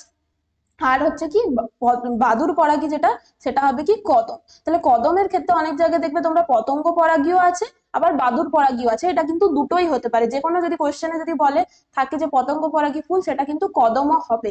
এখান অনুযায়ী আমাদের এটা কারেক্ট হচ্ছে। আর শামুক পরাগী তাহলে কি হবে, শামুকের দ্বারা মেলাকোপিলি যেগুলো হচ্ছে, মানে কি এটা যদি একটা জলাভূমি হয়, তার কাছাকাছি, জলের কাছাকাছি একদম যে সমস্ত যে উদ্ভিদগুলো জন্মায়, তাদের ক্ষেত্রে হচ্ছে কি কচু, মান কচু, এগুলো শামুকের দ্বারা পরাগযোগ করতে পারে। এটা হবে এ। তাহলে এগুলো সমস্তটা আমরা মেলানোর পরে দেখি কোনটা আসছে।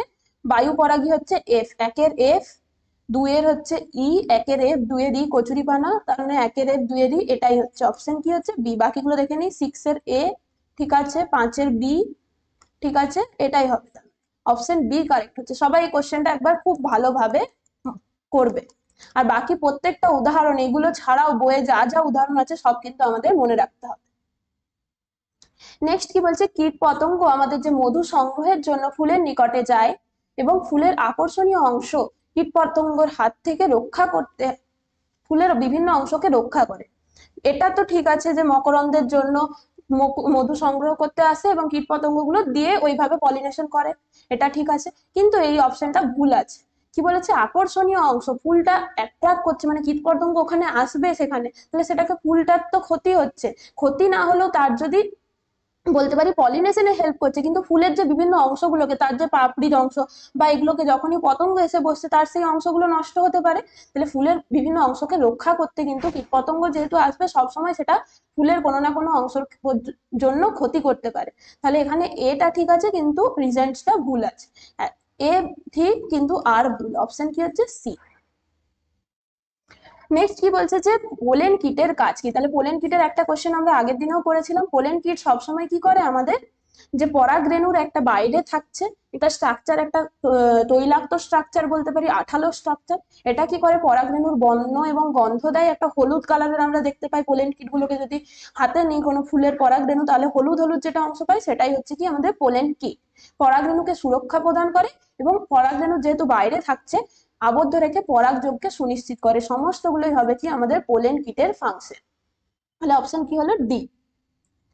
নেক্সট কোশ্চেন, 120 কোশ্চেন, এটার অ্যান্সার সবাই লেখো। কি হবে, যখন একটি মাত্র জননস্তবক আছে তাকে কি বলবো। একটি মাত্র জননস্তবক মানে ফুলটা হচ্ছে আমাদের ইউনিসেক্সুয়াল। ফুলটা ইউনিসেক্সুয়াল মানে কি, তার মধ্যে হয় পুংস্তবক আছে বা স্ত্রীস্তবক আছে। এটা কখন হয়, এক হচ্ছে মোনোএসিয়াস প্ল্যান্টস এর ক্ষেত্রে হয়, এক হচ্ছে ডায়োএসিয়াস প্ল্যান্টস এর ক্ষেত্রে হয়। দুটো ক্ষেত্রেই আমরা কি পাবো, যে একটা ফুলের মধ্যে কখনোই আমরা দুটো স্তবক পাই। এই যে দুটো ঘটনাকে একত্রে আমরা কি বলি, ডাইক্লিনিক। অপশন কি হবে সি। নেক্সট কি বলছে, যে প্রদত্ত কোনটি স্বপরাগযোগ বন্ধের জন্য ঘটা ফুলের অভিযোজন। তাহলে স্বপরাগযোগ বা সেল পলিনেশন হতে দিচ্ছে না, তাহলে সেল পলিনেশন কোন কোন ক্ষেত্রে হবে না, এগুলো অলরেডি আমরা আগের একটা কোশ্চেনে আলোচনা করলাম। সবগুলো ক্ষেত্রেই আমাদের কি হবে না, সেল পলিনেশনকে বাধা দিবে। তাহলে অপশন কি হবে ডি, সবকটি অ্যান্সার। নেক্সট কি বলেছে, ক্রমান্বয় স্বপরাগযোগের ফলে কি ঘটে। ক্রমান্বয় মানে কি, প্রত্যেকটা জেনারেশনে পরপর পরপর যদি স্বপরাগযোগী হতে থাকে, তাহলে কি হবে, একটা টাইমের পরে গিয়ে যে উদ্ভিদগুলো তৈরি হচ্ছে, তাদের যে জেনেটিক্যাল, যেহেতু কোনো প্রকার রিকম্বিনেশন হচ্ছে না, তাদের অন্তঃপ্রজনন অবনমন দেখা যায়, যেটাকে বলা হয় কি ইন্টার ব্রিডিং ডিপ্রেশন। ইন্টারব্রিডিং ডিপ্রেশন, নিজেদের মধ্যে যখন প্রত্যেকবার স্বপ্রজনন করতে থাকবে সে বা স্বপরাগযোগ করতে থাকবে, তখন একটা টাইমের পরে তাদের যে ক্যারেক্টারিস্টিক্স গুলো, রোগ প্রতিরোধ ক্ষমতা, তাদের অভিযোজন ক্ষমতা, সেগুলো অনেকটাই কি থাকছে, লো থাকছে। সেই ঘটনাটাকে আমরা বলি কি ইন্টারব্রিডিং ডিপ্রেশন। বাকি সমস্তগুলো আমরা কি বলেছি যে ইতর পরাগযোগের ক্ষেত্রে পাবো যে genetical drip possible. Genetical drip মানে কি, এই যে প্রত্যেকবার ইতর পরাগযোগ হতে হলে কিছু না কিছু পরিমাণে জেনেটিক্যাল ভেরিয়েশন আসছে, আলটিমেট টাইমে গিয়ে যখন বারবার ক্রমান্বয়ে ইতর পরাগযোগ করবে, সেটা কি করে জেনেটিক ড্রিফট আনতে পারে, হেটেরোসিস হবে এবং বহু ভ্রূণবীজতা বা পলিএমব্রায়োনি করতে পারে। সমস্তগুলোই কি হবে, ইতর পরাগযোগের জন্য হবে। নেক্সট কি বলছে, কাঙ্ক্ষিত সংকর উদ্ভিদ পাওয়া সময় বিভিন্ন অসামঞ্জস্যপূর্ণ পরাগযোগ রোধ করতে একজন উদ্ভিদবিদের কি জানা প্রয়োজন। তাহলে কাঙ্ক্ষিত, আমরা যদি হাইব্রিড উদ্ভিদ তৈরি করতে চাই, মানে একটা সংকর উদ্ভিদ আমরা নিজেরা যদি বিভিন্ন যে টিস্যু কালচার পদ্ধতিতে বা যদি একটা ল্যাবরেটরি সেটআপে তৈরি করতে চাই, তাহলে অবশ্যই উদ্ভিদবিদকে কি জানতে হবে, পোলেন পিস্টিল আন্তঃক্রিয়া সম্বন্ধে। মানে কি, সংকর উদ্ভিদ তৈরি করতে গেলে কখনোই আমরা কি করতে পারবো না, যে স্বপরাগযোগ ঘটানো যাবে না। স্বপরাগযোগ যদি হয় তাহলে আমরা কখনোই সংকর উদ্ভিদ পাবো না। তাহলে স্বপরাগযোগকে যদি প্রিভেন্ট করতে হয়, তার মানে আমাদেরকে আগের থেকে জানতে হবে যে কি পোলেন পিস্টিল ইন্টারাকশন কিভাবে হয়, পোলেনটা কতদিন পর্যন্ত ভাইবেল থাকতে পারে, পোলেনটা যদি এখানে গিয়ে গর্ভমুণ্ডে যায় তবুও যাতে সেটা আমাদের পোলেন টিউব তৈরি করতে না পারে। এই সমস্তগুলোই হচ্ছে কি আমাদের পোলেন পিস্টিল ইন্টারাকশনের মধ্যে আসে। তাহলে এটার অ্যান্সার হবে কি অপশন সি। নেক্সট কি বলছে, যে পরাগ এবং গর্ভকেশরের আন্তঃক্রিয়ার সময় রাসায়নিক পদার্থগুলি নির্গত হয়। তাহলে পোলেন পিস্টল ইন্টারাকশনের সময় কি হয়, একটা হচ্ছে এই যে গর্ভমুণ্ডে মধ্যে যখনই একটা পরাগরেণু এসে পড়লো, সেই পরাগরেণুটা কি হবে, সে কেমিক্যাল সিগন্যালের মাধ্যমে এরকম পোলেন টিউব তৈরি করে, কেমিক্যাল নিঃসরণ করবে, তার ফলে যাতে এই যে গর্ভদণ্ড মধ্যে যেতে পারে, গর্ভমুণ্ড ভেদ করে বিভিন্ন এনজাইম রিলিজ করে, যার ফলে গর্ভমুণ্ডকে ভেদ করে গর্ভদণ্ডের মধ্যে প্রবেশ করতে পারে। তাহলে পরাগ রেণু থেকেও যেমন কেমিক্যাল তৈরি হয়, সেম ভাবে এখানে যে ওভারি আছে সেই ওভারিও কি করবে, কেমিক্যাল সিগন্যাল পাঠাবে কেমোট্রপিজমের মাধ্যমে, যাতে পোলেন টিউবটা এইদিকে আসে। তাহলে দুটোরই ফাংশন আছে। পোলেন পিস্টিল ইন্টারাকশনের ক্ষেত্রে যে বিভিন্ন রাসায়নিক কেমিক্যাল গুলো কি হবে, একভাবে যেমন পরাগ রেণুও সিনথেসিস করবে, সেম ভাবে গর্ভকেশরও সিনথেসিস করবে। নেক্সট কি বলছে, পরাগ রেণু যে নির্দিষ্ট উদ্ভিদের গর্ভমুণ্ডে স্থানান্তরিত হওয়ার পর কোন উপাদানের মাধ্যমে গর্ভদণ্ডের মধ্য দিয়ে পরাগ নালীর বৃদ্ধি ঘটে। তাহলে এটা খুব একটা কমন তোমরা কোশ্চেন পাবে না, এটা হায়ার স্টাডিতে বেশি আছে। এটা শুধু মনে রাখবে কি, এই যে পোলেন টিউব তৈরি হচ্ছে, এটা যদি গর্ভদণ্ড হয়, গর্ভদণ্ডের মধ্য দিয়ে যখন পোলেন টিউব যাচ্ছে, তখন কি করবে, তার ক্যালসিয়াম আয়ন কাজে লাগে, যার ফলে এই পোলেন টিউবটার বৃদ্ধি পাবে।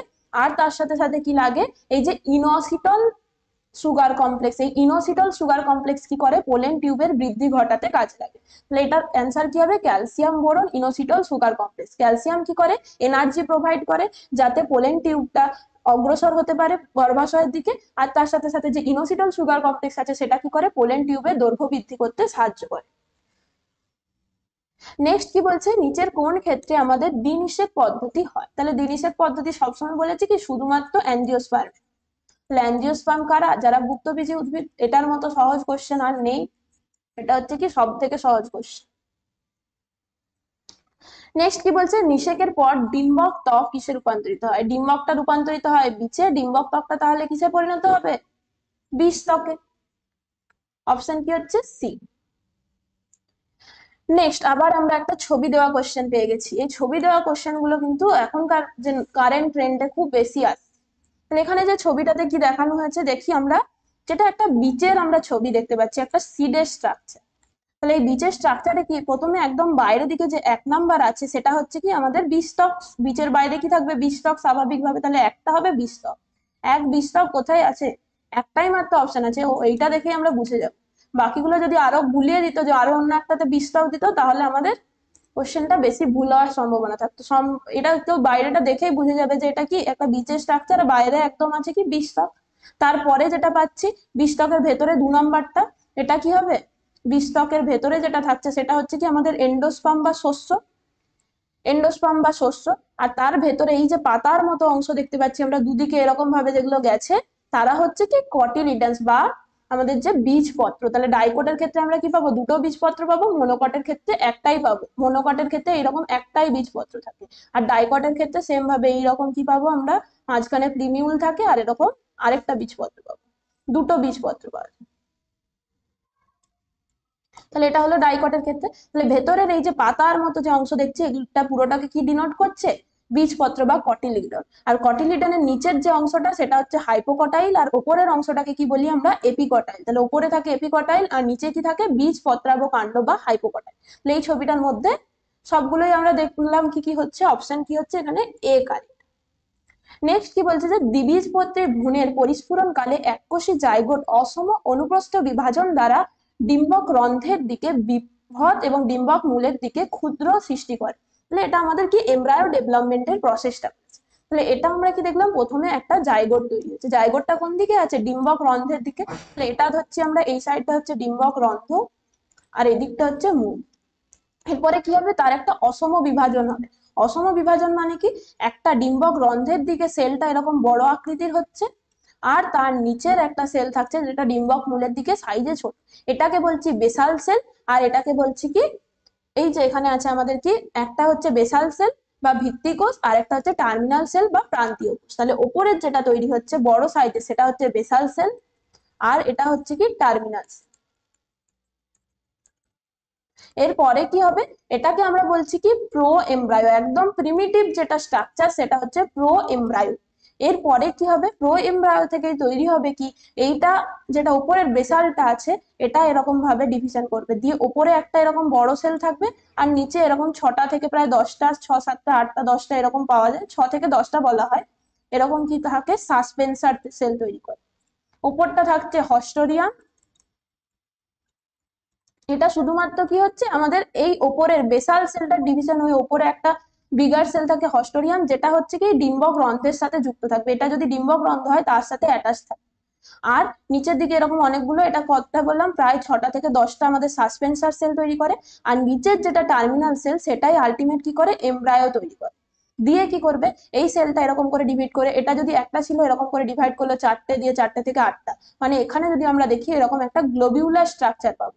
এটা হচ্ছে কি গ্লোবিউলার এমব্রায়ো, গ্লোবিউলার এমব্রায়ো। তাহলে এটা হচ্ছে 8 সেল স্টেজ, দিয়ে আবার এরকম ভাবে ডিভাইড করতে থাকবে, দিয়ে গ্লোবিউলার থেকে আমরা কি রকম স্ট্রাকচার পাবো, এইরকম একটা, ওপরটা এরকম সেম থাকছে, হস্টোরিয়াম থাকছে, সাসপেন্সার সেল থাকছে, এগুলো সাসপেন্সার সেল।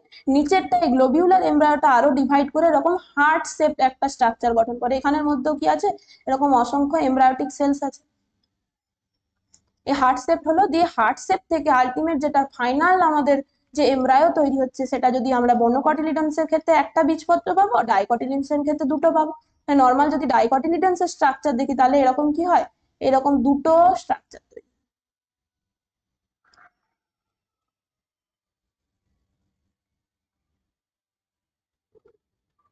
এইরকম একটা স্ট্রাকচার তৈরি হয় দ্বিবীজপত্রীর ক্ষেত্রে। দ্বিবীজপত্রীর ক্ষেত্রে আর একবীজপত্রীর ক্ষেত্রে এরকম শুধু একটা স্ট্রাকচার পাবো। তাহলে এটা পুরোপুরি হচ্ছে আমাদের যে ডাইকট প্ল্যান্টের কিভাবে আমাদের এমব্রায়ো ফর্মেশন হচ্ছে। তাহলে আরেকবার প্রসেসটা বলে দিই, একটা প্রথমে জাইগোট ছিল, তার অসম বিভাজন হলো, একটা বেসাল সেল বা ভিত্তিকোষ আর একটা হচ্ছে আমাদের প্রান্তীয় কোষ তৈরি। এই বেসাল কোষটা কোন দিকে থাকছে, রন্ধ্রের দিকে, ডিম্বক রন্ধ্রের দিকে। এরপর বেসাল সেলটা ডিভাইড করে একটা এরকম বিগার হস্টোরিয়াম সেল তৈরি করে, যেটা এটার সাথে অ্যাটাচ থাকবে, আর বাকি এরকম 6টা থেকে 10টা সাসপেন্সার সেল তৈরি করে। সেগুলো কি করবে, এরকম একটা দণ্ডের মতো স্ট্রাকচার, যেটা এই যে এমব্রায়োকে ধরে রাখছে। এরপরে নিচের এই এমব্রায়ো টার্মিনাল সেলটা ডিভাইড করছে, একটা থেকে দুটো, দুটো থেকে 4টে, 4টে থেকে 8টা, দিয়ে এরকম একটা গ্লোবিউলার স্ট্রাকচার ফর্ম করে। এই গ্লোবিউলার এমব্রায়োটা আবার ফার্দার ডিভাইড করে এরকম হার্ট শেপ তৈরি করে, হার্ট শেপ এমব্রায়ো। দিয়ে হার্ট শেপ এমব্রায়ো থেকে আলটিমেটলি গিয়ে সেটা ম্যাচিওর হয়ে একদম পুরোপুরি যে ডাইকট আমাদের এমব্রায়ো স্ট্রাকচার তৈরি করে।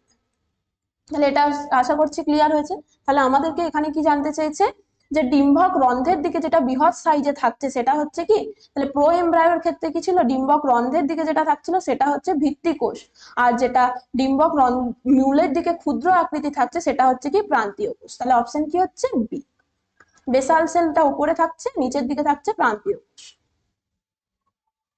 নেক্সট কি বলছে, যে উদ্ভিদের ভ্রূণের পরিস্ফুরণের সময় বেসাল কোষ বারংবার বিভাজিত হয়ে কোণ গঠন করে। তাহলে বারবার বেসাল সেলটা ডিভাইড করে আমরা কি দেখলাম, সাসপেন্সার কোষ তৈরি করছিল।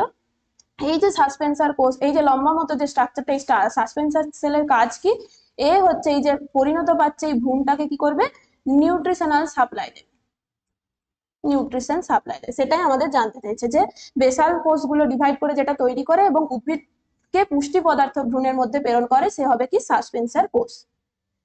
এবার কি বলছে, কোনগুলি আমাদের সপুষ্পক উদ্ভিদের ক্ষেত্রে নিষেক পরবর্তী বা পোস্ট ফার্টিলাইজেশন ডেভেলপমেন্ট বিষয়ে ভুল কোনটি তথ্য আমাদের জানতে চাইছে। ডিম্বাশয় ফলে পরিণত হয়, ঠিক আছে।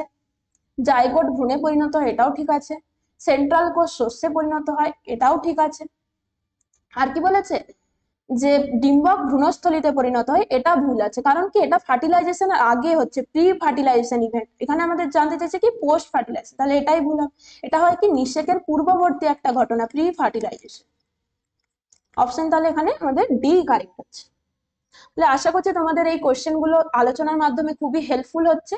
কনসেপ্ট গুলো ইজিলি কনসাইজ হয়েতে একটা ক্লাসের মাধ্যমে তোমাদেরকে দেওয়া হচ্ছে, তাই সবাই ক্লাসগুলো মন দিয়ে করবে। এবং অবশ্যই প্রত্যেকটা ভিডিওর শেষে তোমাদের যে কতটা তোমরা ইমপ্রুভ করছো বা তোমাদের কি হেল্পফুল হচ্ছে, অবশ্যই একটুখানি কমেন্ট সেকশনে জানাবে। নেক্সট কি বলছে, যে প্রদত্ত কোনটি সঠিক। তাহলে প্রথম আমরা কি দেখলাম, প্রো এমব্রায়ো হয়েছিল, দিয়ে প্রো এমব্রায়ো থেকে গ্লোবিউলার এমব্রায়ো, দিয়ে গ্লোবিউলার থেকে হার্ট শেপড এমব্রায়ো, দিয়ে সেখান থেকে আমাদের পরিণত ভ্রূণ। তাহলে এখানে কোনটা অপশন হবে, এটা হচ্ছে অপশন বিটা হচ্ছে। প্রথমে প্রো এমব্রায়ো ছিল, যখন দুটো সেল স্টেজ থাকছে সেটাকে বলছি কি আমরা প্রো এমব্রায়ো, দিয়ে আস্তে আস্তে গ্লোবিউলার স্ট্রাকচার, দিয়ে পরিণত ভ্রূণ তৈরি। নেক্সট কি বলছে, ভ্রূণের বিকাশের শেষ পর্যায়ে প্রদত্ত কোন ক্ষেত্রে যে পরিণত বীজের শস্য অবশিষ্ট থাকে না। তাহলে পরিণত বীজের মধ্যে শস্য থাকবে না, এন্ডোস্পার্ম একদমই নেই, পুরোপুরি এন্ডোস্পার্মটা কি হয়ে গেছে, নষ্ট হয়ে গেছে, বা সেই এন্ডোস্পার্মটা পুরোপুরি ইউজ হয়ে গেছে যখন এমব্রায়ো ফর্মেশন হয়েছে, তাদেরকে কি বলবো আমরা, নন সেলুলার, নন সেলুলার সিড বা নন এন্ডোস্পার্মিক সিড বলবো, নন এন্ডোস্পার্মিক সিড। নন এন্ডোস্পার্মিক সিড কোনগুলো, এটা হবে কি আমাদের মটর। নন এন্ডোস্পার্মিক একটা সিডের উদাহরণ হবে কি মটর, যার ক্ষেত্রে এমব্রায়ো ফর্মেশনের সময় পুরোপুরি যে যতটা ছিল এন্ডোস্পার্ম পুরোটাই ইউজ হয়ে গেছে, কোনো প্রকার এন্ডোস্পার্ম আর বীজ তৈরি হওয়ার পরে আর অবশিষ্ট নেই। আর বাকি সমস্তগুলো আমরা কি জানি, নারকেলের ক্ষেত্রে cellular endosperm, free nuclear endosperm পুরোটাই থাকে, রেডি, ভুট্টা, এই সমস্তগুলোর ক্ষেত্রে আমরা কি পাবো, এন্ডোস্পার্ম প্রেজেন্ট থাকবে সিডের মধ্যে। নেক্সট কি বলছে, বীজপত্র বা কটিলেডনের ওপরে উপস্থিত ভ্রূণাক্ষকে কি বলে। তাহলে এটা যদি একটা বীজপত্র হয়, এটা যদি একটা বীজপত্র হয়,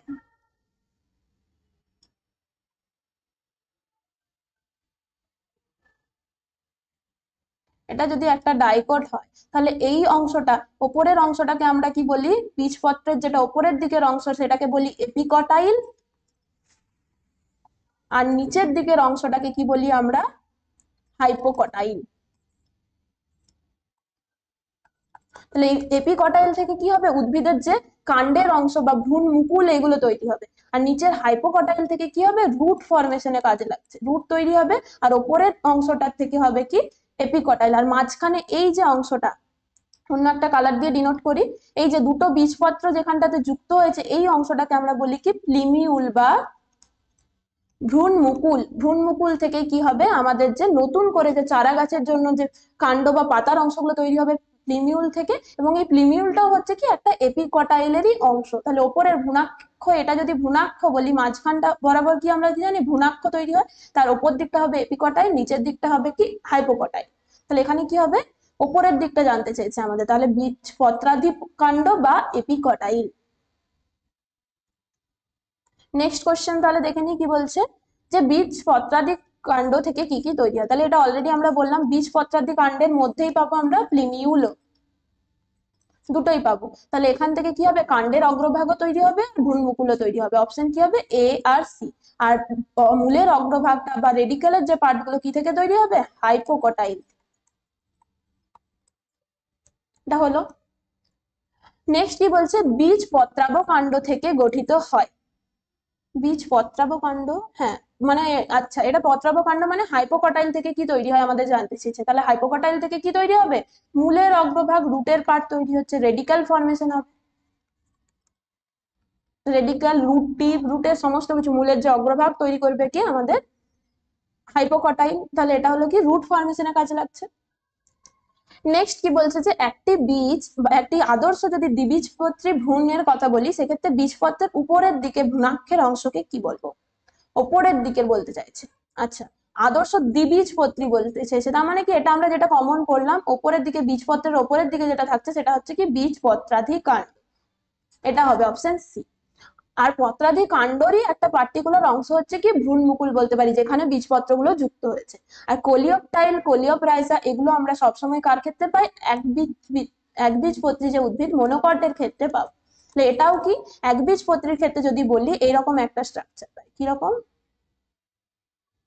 একটা স্কুটেলাম প্রেজেন্ট থাকে আর এরকম। তাহলে এই ওপরটা হচ্ছে কি তাদের একটা কাভারিং থাকে এরকম, যেটাকে বলছি কোলিওপ্রাইজ। একটা হচ্ছে কোলিওপটাইল, একটা হচ্ছে কি নিচের যেটা পার্ট কাভারিং করে থাকছে সেটা হচ্ছে কি কোলিওপ্রাইজ। কোলিওপটাইল, মাঝখানে একটা পি হবে, রাইজ। তাহলে এখান থেকে তৈরি হচ্ছে কি ভ্রূণের অংশগুলো রেডিক্যালকে কাভার করে থাকছে যে, বা হাইপোকটাইলকে যে কাভার করছে, এটা যদি হাইপোকটাইল বলি তাহলে কি হবে, আমাদের যে একবীজপত্রী উদ্ভিদের ক্ষেত্রে এরকম দুটো স্পেশাল স্ট্রাকচার পায়, যেটা আমাদের নিচের অংশ হাইপোকটাইলকে বা বীজ পত্রাভ কাণ্ডকে কাভার করে থাকে কোলিওরাইজা, আর উপরের দিকে যে এপিকটাইল পার্টটা আছে তাকে কাভার করে থাকে কে? কোলিওপটাইল। আর এই যে একটা মাত্র বীজপত্র আছে তাকে আমরা কি বলি? স্পুটেলাম। তাহলে আশা করছি এগুলো ক্লিয়ার। নেক্সট কি বলছে, ভ্রূণমূলের আবরণকে কি বলে? তাহলে এটাই আমাদের এই মাত্র বললাম, ভ্রূণমূলের আবরণ কি, যেটা নিচের দিকে হাইপোকটাইলকে কাভার করছে সেটা হবে কি কোলিওরাইজা। আর একটাই মাত্র বীজপত্র, এটার নাম মনে রাখতে হবে, খুব ইম্পর্টেন্ট একটা কোশ্চেন। আর যদি বলতো ভ্রূণ মুকুলকে কে আবরণ করে থাকে, প্লিমিউলকে যেটা কাভার করছে বা এপিকটাইলকে যেটা কাভার করছে সেটা হচ্ছে কি কোলিওপটাইল। নেক্সট কি বলছে, যে কোনো ডিম্বকের একাধিক ভ্রূণস্থলী থেকে একাধিক ভ্রূণ তৈরি হওয়ার ঘটনাকে কি বলে? একাধিক ভ্রূণস্থলী থেকে একাধিক ভ্রূণ তৈরি হচ্ছে মানে প্রত্যেকটা আলাদা আলাদা ভ্রূণ থেকে আলাদা আলাদা ভ্রূণস্থলীর মধ্যে আলাদা ভ্রূণ তৈরি। তাহলে এটা নর্মাল কন্ডিশন, এটাতে কোনো আমাদের অ্যাবনর্মালিটি কিছু নেই। সেটা হচ্ছে কি প্রকৃত বহুভ্রূণতা। যদি বলতো যে একটাই ভ্রূণের মধ্যে একাধিক বা একটাই ভ্রূণস্থলীর মধ্যে একাধিক ভ্রূণ তৈরি হচ্ছে, তাহলে তখন সেটা হতো কি আমাদের অ্যাডভেন্টিটিভ বা ক্লিভেজ বহুভ্রূণতা। ক্লিভেজ মানে কি, একটাই ধরলাম একটাই ভ্রূণস্থলী বা এমব্রায়ো স্যাক আছে, সেখানে একটাই জাইগোট তৈরি হয়েছে, সেই জাইগোটটা ডিভাইড করে করে অসংখ্য আমাদের ভ্রূণ তৈরি করছে, তখন সেটা হতো ক্লিভেজ বহুভ্রূণতা। বা একটাই ভ্রূণস্থলীর মধ্যে যদি অন্য কোনো একটা শুধু জাইগোট থেকে তৈরি হলো একটা ভ্রূণ, বাকি যত সমস্ত সেল আছে, নিউসেলাসের সেল বা অন্যান্য সেল অ্যাপোমিক্সিস পদ্ধতিতে যদি আরো এমব্রায়ো তৈরি করে দেয়, সেটা হচ্ছে কি অ্যাডভেন্টিটিভ এমব্রায়ো। তাহলে অ্যাডভেন্টিটিভ হোক বা ক্লিভেজ হোক, প্রত্যেকটার ক্ষেত্রেই আমরা কি পাবো, যে একটা এমব্রায়ো স্যাকের মধ্যে অসংখ্য এমব্রায়ো পাবো। কিন্তু যদি একাধিক আলাদা আলাদা, এটা একটা ভ্রূণস্থলী, এর মধ্যে একটা ভ্রূণ আছে, এটা একটা ভ্রূণস্থলী, এর মধ্যেও একটা ভ্রূণ আছে, তাহলে আমাদের সেটা হবে কি প্রকৃত বহুভ্রূণতা বা পলি ট্রু পলি এমব্রায়োনি। তাহলে এটা হলো। নেক্সট কি বলছে, মেকি বা ফলস, যেটাকে আমরা বলি ফলস পলি এমব্রায়োনি কার ক্ষেত্রে পাবো? ফলস পলি এমব্রায়ো। ফলস পলি এমব্রায়ো মানে মানে আদতে যে সেক্ষেত্রে কোনো অসংখ্য ভ্রূণ তৈরি হয় না, কিন্তু তার যে স্ট্রাকচারটা এমন হয় যে দেখে মনে হবে যে অনেকগুলো ভ্রূণ আছে, কিন্তু আদতে যে একটাই এমব্রায়ো স্যাকের মধ্যে একটাই ভ্রূণ আছে, কিন্তু তাদের স্ট্রাকচারটা এমন ভাবে গঠন করে যাতে স্ট্রাকচারটা দেখে মনে হবে যে অসংখ্য ভ্রূণ আছে। তাহলে এই ধরনের যে স্ট্রাকচার যাদের ক্ষেত্রে পাবো তাদেরকে বলবো কি ফলস পলি এমব্রায়ো। তাহলে এগুলো আমরা যে কমলা লেবু বা সাইট্রাস জাতীয় উদ্ভিদের ক্ষেত্রে যেমন আমরা যে আগে পড়লাম কি ক্লিভেজ এমব্রায়োনিও পায়, তার সাথে সাথে হচ্ছে অ্যাডভেন্টিটিভ এমব্রায়োনিও পায়, আবার কি হচ্ছে আমাদের যে ফলস পলি এমব্রায়োনিও পেয়ে থাকে। তাহলে সাইট্রাস উদ্ভিদের ক্ষেত্রে সব ধরনের বহুভ্রূণতা কিন্তু দেখা যায়। এছাড়াও আমের যদি বলি, কিছু রেয়ার কেসে বা কিছু সমস্ত প্রজাতির ক্ষেত্রে কিন্তু আমে আমরা এমব্রায়োনি পলি এমব্রায়োনি পাই না, কিছু কিছু প্রজাতির ক্ষেত্রে আমের ক্ষেত্রেও পাওয়া যায়, এবং পেঁয়াজের ক্ষেত্রে বা অনিয়নের ক্ষেত্রেও আমরা এই ধরনের পলি এমব্রায়োনি পাই। তাহলে এখানে কি হবে, সবগুলোই। তাহলে মনে রাখতে হবে ফলস পলি এমব্রায়োনি মানে সেটা আদতেও যে অনেকগুলো ভ্রূণ নয়, একটা ভ্রূণস্থলীতে একটাই ভ্রূণ আছে। নেক্সট কি বলছে, অসস্যল বীজের উদাহরণ। তাহলে এটা অলরেডি আমরা আগে করলাম, অসস্যল বীজ আর যেটা হচ্ছে আমরা বললাম কি নন এন্ডোস্পার্মিক সিড, একই জিনিস, বাংলা শুধু টার্মটা আলাদা, নন এন্ডোস্পার্মিক সিড। তো এটা কোনটা অ্যান্সার হবে? অলরেডি একটা কোশ্চেন আমরা আগে করেছি, কি হবে? মটর। অপশন কি ডি। নেক্সট কি বলছে, কোনটি একটি পার্থেনোকার্পিক ফলের জন্য সত্য? পার্থেনোকার্পিক ফল মানে কি, সেটা বীজবিহীন ফল হবে, ঠিক আছে। যেটি একটা উদাহরণ হবে কি ন্যাচারাল পার্থেনোকার্পির উদাহরণ হচ্ছে কি আমাদের যে ব্যানানা বা কলা, তারপর হচ্ছে কি বৃদ্ধি হরমোন দ্বারা উদ্দীপিত হয়, বিভিন্ন যে indole acetic acid, indole butyric acid, auxin, এগুলো কি করে আমাদের পার্থেনোকার্পিতে আমরা কাজে লাগাই। তাহলে এক্ষেত্রে কি হবে, সবকটাই সঠিক হবে, অপশন কি ডি। নেক্সট আবার একটা আমরা ছবি দেওয়া কোশ্চেন পেয়ে গেছি, 1 2 3 4 করে আমাদের ডিনোট করে দেওয়া আছে। তাহলে দেখি কোনটা হবে। তাহলে এইটা আমরা কি বলেছি, আপেল একটা অপ্রকৃত ফল, তাহলে তার মধ্যে এই যে বাইরের অংশটা, আদতে যে অংশটা আমরা আপেলের খাই সেটা হচ্ছে কিন্তু গর্ভাশয় নয়, সেটা হচ্ছে কি আমাদের পুষ্পাক্ষ বা থ্যালামাসটা পরিণত হয়ে এই যে অংশটা বাইরের যে ফ্লেসি অংশটা যেটা খাদ্য হিসেবে গ্রহণ করছি, সেটা আদতে হচ্ছে কি পুষ্পাক্ষ বা থ্যালামাস থেকে গঠিত হয়েছে, থ্যালামাসটা রূপান্তরিত হয়ে এই অংশটা তৈরি করছে। তাহলে এক কাকে ডিনোট করছে, এক হচ্ছে আমাদের পুষ্পাক্ষ। তাহলে প্রথমে আমরা এই দুটো অপশনকে বাদ দিয়ে দিচ্ছি। অপশন কি হলো, সি বা ডি এর মধ্যে একটা হবে। এরপর হচ্ছে 2, ওখানে একটু ভুল আছে, কারেক্ট করে নাও সবাই। 2 হবে এটা, এটা 2 হবে, এখানে দুটোই 4 দেওয়া আছে, এটা 2 হবে। এটা যদি 2 হয় তাহলে 2 মানে কি, এই যে মাঝখানের যেটা অংশ একদম ভেতরে এই কালো অংশটা হচ্ছে কি, এটা হচ্ছে বীজ, মানে 4 নাম্বারটা হবে কি বীজ বা সিড। আপেলের মধ্যে মাঝখানে একদম গিয়ে যেটা পাই, আপেলকে যদি আমরা দুভাগে কাটি, মাঝখানের যে কালো বীজটা পাই সেটা হচ্ছে কি একদম এই ভেতরের কালো অংশটা। আর তারপরে হচ্ছে কি বীজের একদম বাইরে যেটা তৈরি হচ্ছে বীজ, তার বাইরে যেটা তৈরি হচ্ছে 3 নাম্বার অংশটা, তাকে বলবো কি আমরা অন্তঃস্থ। আর অন্তঃস্থকের বাইরে যেটা মানে এই পুষ্পাক্ষের যে অংশটা আছে তার ভেতরের পার্টটা, যেটা হচ্ছে 2 নাম্বার দিয়ে ডিনোট করছি, তাকে বলবো কি মধ্যস্থক বা মেসোকার্প। তাহলে 2 নাম্বারটা হচ্ছে আমাদের মেসোকার্প, মেসোকার্পটাই। আর এটা হচ্ছে কি একদম ভেতরে বীজের একদম বাইরে যেটা থাকছে সেটা হচ্ছে কি আমাদের 3 নাম্বার যেটা পার্ট, সেটা হচ্ছে এন্ডোকার্প, এন্ডোকার্প। তাহলে এখানে কোনটা কোনটা হচ্ছে, অপশন সিটাই হচ্ছে। সি আর ডি একই আছে, এটা ভুল করে দেওয়া হয়েছে, তো সি আর ডি একই আছে, তাহলে এটাই আমরা করছি কারেক্ট অ্যান্সার। নেক্সট কোশ্চেনে যায়, কি বলছে যে পপি বীজ ফলের যে শীর্ষদেশে অবস্থিত একটি ছিদ্রের মাধ্যমে বলপূর্বক বাইরে নির্গত হয় এবং এটি ধনুচি বা সেন্সার পদ্ধতিতে বিস্তার লাভ করে। তাহলে এই যে পপি বীজ মানে কি, প্যাপাভার সমনিভেরামের কথা বলেছে, যেটা হচ্ছে আফিম গাছ। আফিম গাছ থেকে কি জানি আমরা ওপোয়েড জাতীয় যে পদার্থগুলো সেগুলো পেয়ে থাকি। তাহলে ওপোয়েডের সেটাই হচ্ছে কি আমাদের উদ্ভিদটার নাম কি হয়, উদ্ভিদটা হচ্ছে প্যাপাভার স্যামনিভেরাম বা শর্টে এটাকে কি বলা হচ্ছে, পপি উদ্ভিদ বলা হয়। এই পপি উদ্ভিদের ক্ষেত্রে আমরা কি দেখবো, একটা বীজটা বীজের ওপরের দিকে একটা ছিদ্র থাকছে, বীজ রন্ধ্র বলতে পারি, সেখান দিয়ে এটা যদি একটা ফল হয়, সেই ফলটার বা এই জায়গাটাতে ওপরটাতে একটা ছিদ্র মতো অংশ থাকে, তাহলে বীজগুলো কি করে সেটা দিয়ে বাইরে বেরিয়ে আসে, এটা ঠিক আছে। আর কি হবে, যে পপি বীজ ধুনুচি বা সেন্সার পদ্ধতিতে বিস্তার লাভ করে। তার মানে কি এর যে বিস্তার লাভের পদ্ধতিটা এরকম সেন্সর পদ্ধতি, মানে যখনই সে দেখবে যে এনভায়রনমেন্টাল কন্ডিশনটা ঠিক আছে, এই রন্ধ্র দিয়ে সে কি করবে, বাইরের এনভায়রনমেন্টে নিজের থেকেই বাইরে বার করে দিবে বীজগুলোকে। তাহলে এই দুটোই ঠিক হবে অপশন। অপশন কি অ্যাজারশন রিজন দুটোই কারেক্ট, সঠিক ব্যাখ্যাতে। সেন্সার পদ্ধতি মানে বুঝতে হবে সে নিজের থেকেই এই যে বীজরন্ধ্রটাকে, সরি ফলের মধ্যে যে ওপেনিংটা আছে সেই ওপেনিংটাকে নিজের থেকে ওপেন করছে এবং সেটাকে বীজটাকে বাইরে বার করছে, এবং এই পুরো পদ্ধতিটা কি করছে, নিজে একটা সেন্সার যেমন কাজ করে না, যে সেন্সার মানে আমরা কি লিফটের সেন্সার দেখি যে লিফটটা ওপেন হয় মানুষজন বেরোয়, সেম ভাবে এই ফলের এই জায়গাটা ওপেন হচ্ছে বীজগুলোকে বাইরে বার করবে। তাহলে এই দুটোই কারেক্ট হবে। নেক্সট কি বলছে, যে প্রদত্ত কোন বক্তব্যটি সঠিক, সরি ভুল বলতে চাইছে, কোন বক্তব্যটি ভুল। তাহলে কোনটি আমাদের ভুল হবে, প্রতিযোগিতা এড়ানোর জন্য বীজের বিস্তার ঘটে। ঠিক আছে, প্রতিযোগিতা মানে কি, যখন দেখছিলাম একই জায়গাতে বংশ বিস্তার করলে সেই উদ্ভিদটার খুব একটা বৃদ্ধি পাচ্ছিল না, তাই একটা দূরে গিয়ে একটা ফাঁকা জায়গায় সে বিস্তার লাভ করছিল, এটা ঠিক আছে। জলবাহিত বীজের ক্ষেত্রে ফলত্বকটা তন্তুময় এবং বায়ুপূর্ণ হয়, এটাও ঠিক আছে। তন্তুময় মানে কি, বাইরে একটা এরকম ফাইবার স্ট্রাকচার তৈরি করে দেয়, ভেতরটা হাওয়া ভরা থাকে, তাহলে সহজে যদি ভেতরটা হাওয়া থাকে তাহলে জলের মাধ্যমে ট্রান্সপোর্ট হতে সেটা হেল্প করে। আর বীজের বিস্তারে আলোর কোনো ভূমিকা নেই, আলোর সেরকম কোনো ভূমিকা নেই বীজের বিস্তারে। বীজের যদি বলতো অঙ্কুরোদ্গমে ভূমিকা তাহলে লাগতো আলো, তারপর অক্সিজেন জল সমস্ত লাগতো, কিন্তু বীজের বিস্তার মানে কি এক জায়গা থেকে আরেক জায়গায় ট্রান্সপোর্ট হওয়াতে, সেখানে আলো থাকলেও হবে আলো না থাকলেও হবে, আলোর কোনো ভূমিকা নেই, এটা ঠিক আছে।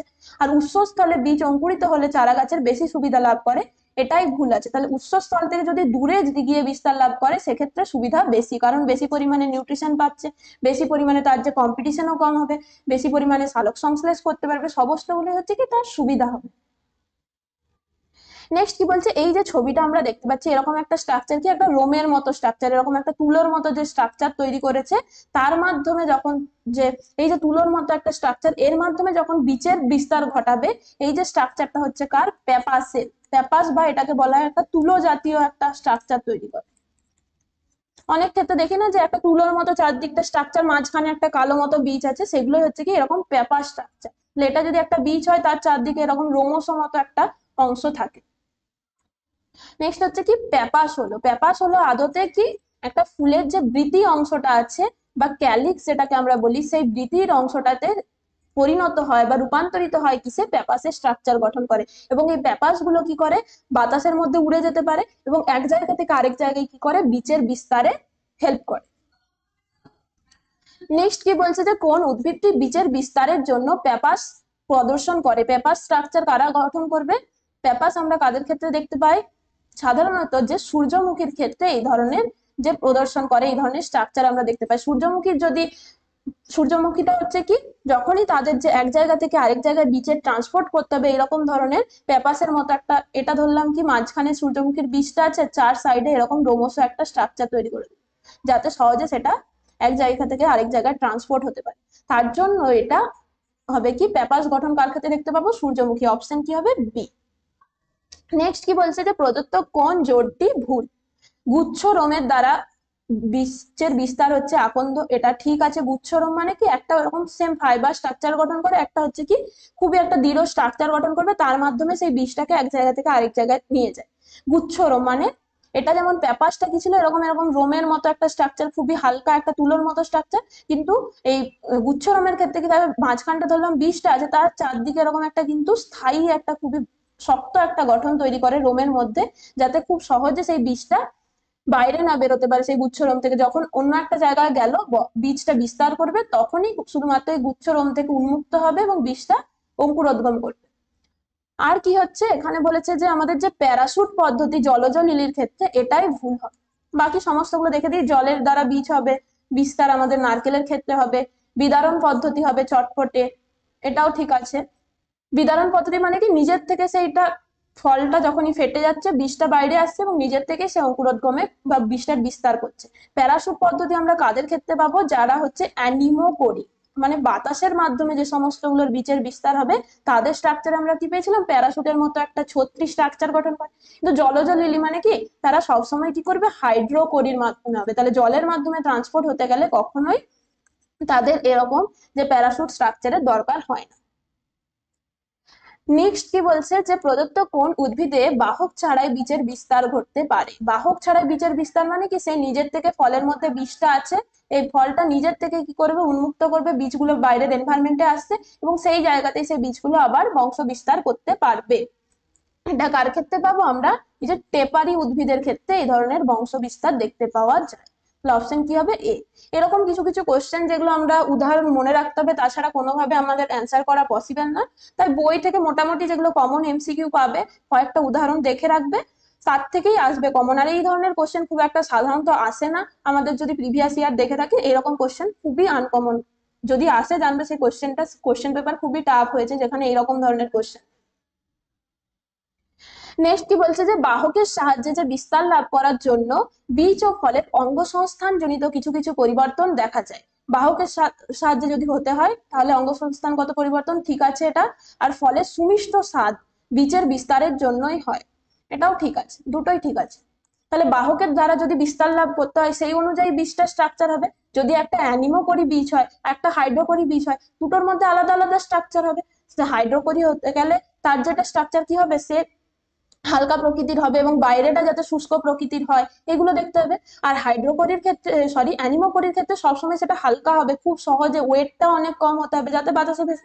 বিভিন্ন যে বাহকের উপর নির্ভর করে তাদের অঙ্গসংস্থানগত পরিবর্তন দেখতে পাচ্ছি। আর ফুলের যে ফলের সুমিষ্ট গন্ধটা কি, যে একটা পতঙ্গ বা একটা পাখি যদি সেই ফলটাকে খেতে আসে, তবেই তো সে বীজটাকে নিয়ে আরেকটা জায়গায় যাবে। তাহলে সেই ফলটা যদি সুমিষ্ট স্বাদযুক্ত না হয়, তাহলে কোনো পাখি কোনো পতঙ্গ কি আসবে সেই ফলটাকে খাওয়ার জন্য, কখনোই আসবে না। তাহলে সেক্ষেত্রে এই বীজের যে বংশ বিস্তারের ক্ষেত্রে কিন্তু সুমিষ্ট স্বাদটা একটা খুবই গুরুত্বপূর্ণ। তাহলে এক্ষেত্রে আমরা কি দেখছি, সমস্তটাই বিবৃতি 1 এবং 2 উভয়ই কি আছে, সত্য। তাহলে সমস্ত এই চ্যাপ্টারের যা কোশ্চেন ছিল আজকে আমরা কমপ্লিট করে ফেললাম। পুরো যে এই চ্যাপ্টারে কোনো কোশ্চেন বাদ দিইনি। সবাই খুব ভালোভাবে প্র্যাকটিস করবে। আর কোনো ডাউট থাকলে অবশ্যই কমেন্ট সেকশনে গিয়ে জানাবে, এবং ক্লাসটা হয়ে যাওয়ার পর অবশ্যই কমেন্ট সেকশনে কি লিখবে তোমরা, যে এই আজকের ক্লাসে 75টা কোশ্চেনের মধ্যে 75 বা 76টা কোশ্চেন হলো, তার মধ্যে টোটাল কত মার্কস হচ্ছে, কটা কারেক্ট কটা ইনকারেক্ট সমস্তগুলো একটুখানি লিখে দেবে। তাহলে থ্যাংক ইউ সবাইকে। পরবর্তীতে আমরা আরো অন্য একটা চ্যাপ্টারের ইম্পর্টেন্ট কোশ্চেন নিয়ে আলোচনা করতে থাকবো। ক্লাসগুলো সবাই মন দিয়ে করো, এবং তোমাদের প্রিপারেশন খুব ভালো হচ্ছে এবং হবে। শুধু প্রিপারেশনটা ঠিকঠাক ভাবে মনোযোগ দিয়ে করো, কোনো অসুবিধা হবে না। আর এক্সামের জন্য একদম টেনশন করবে না, এক্সাম ঠিক টাইমে দেবে। তোমরা সবাই জানো যে কি কারণে এক্সাম আটকে আছে, দেরি হচ্ছে এক্সামে। এক্সাম না হয়ে কোনোভাবেই কিন্তু যে এতগুলো কোর্স একটা বছর পুরোপুরি বন্ধ থাকতে পারে না, তাহলে এক্সাম হবে, সেই মতো তোমরা কিন্তু প্রিপেয়ার করতে থাকো।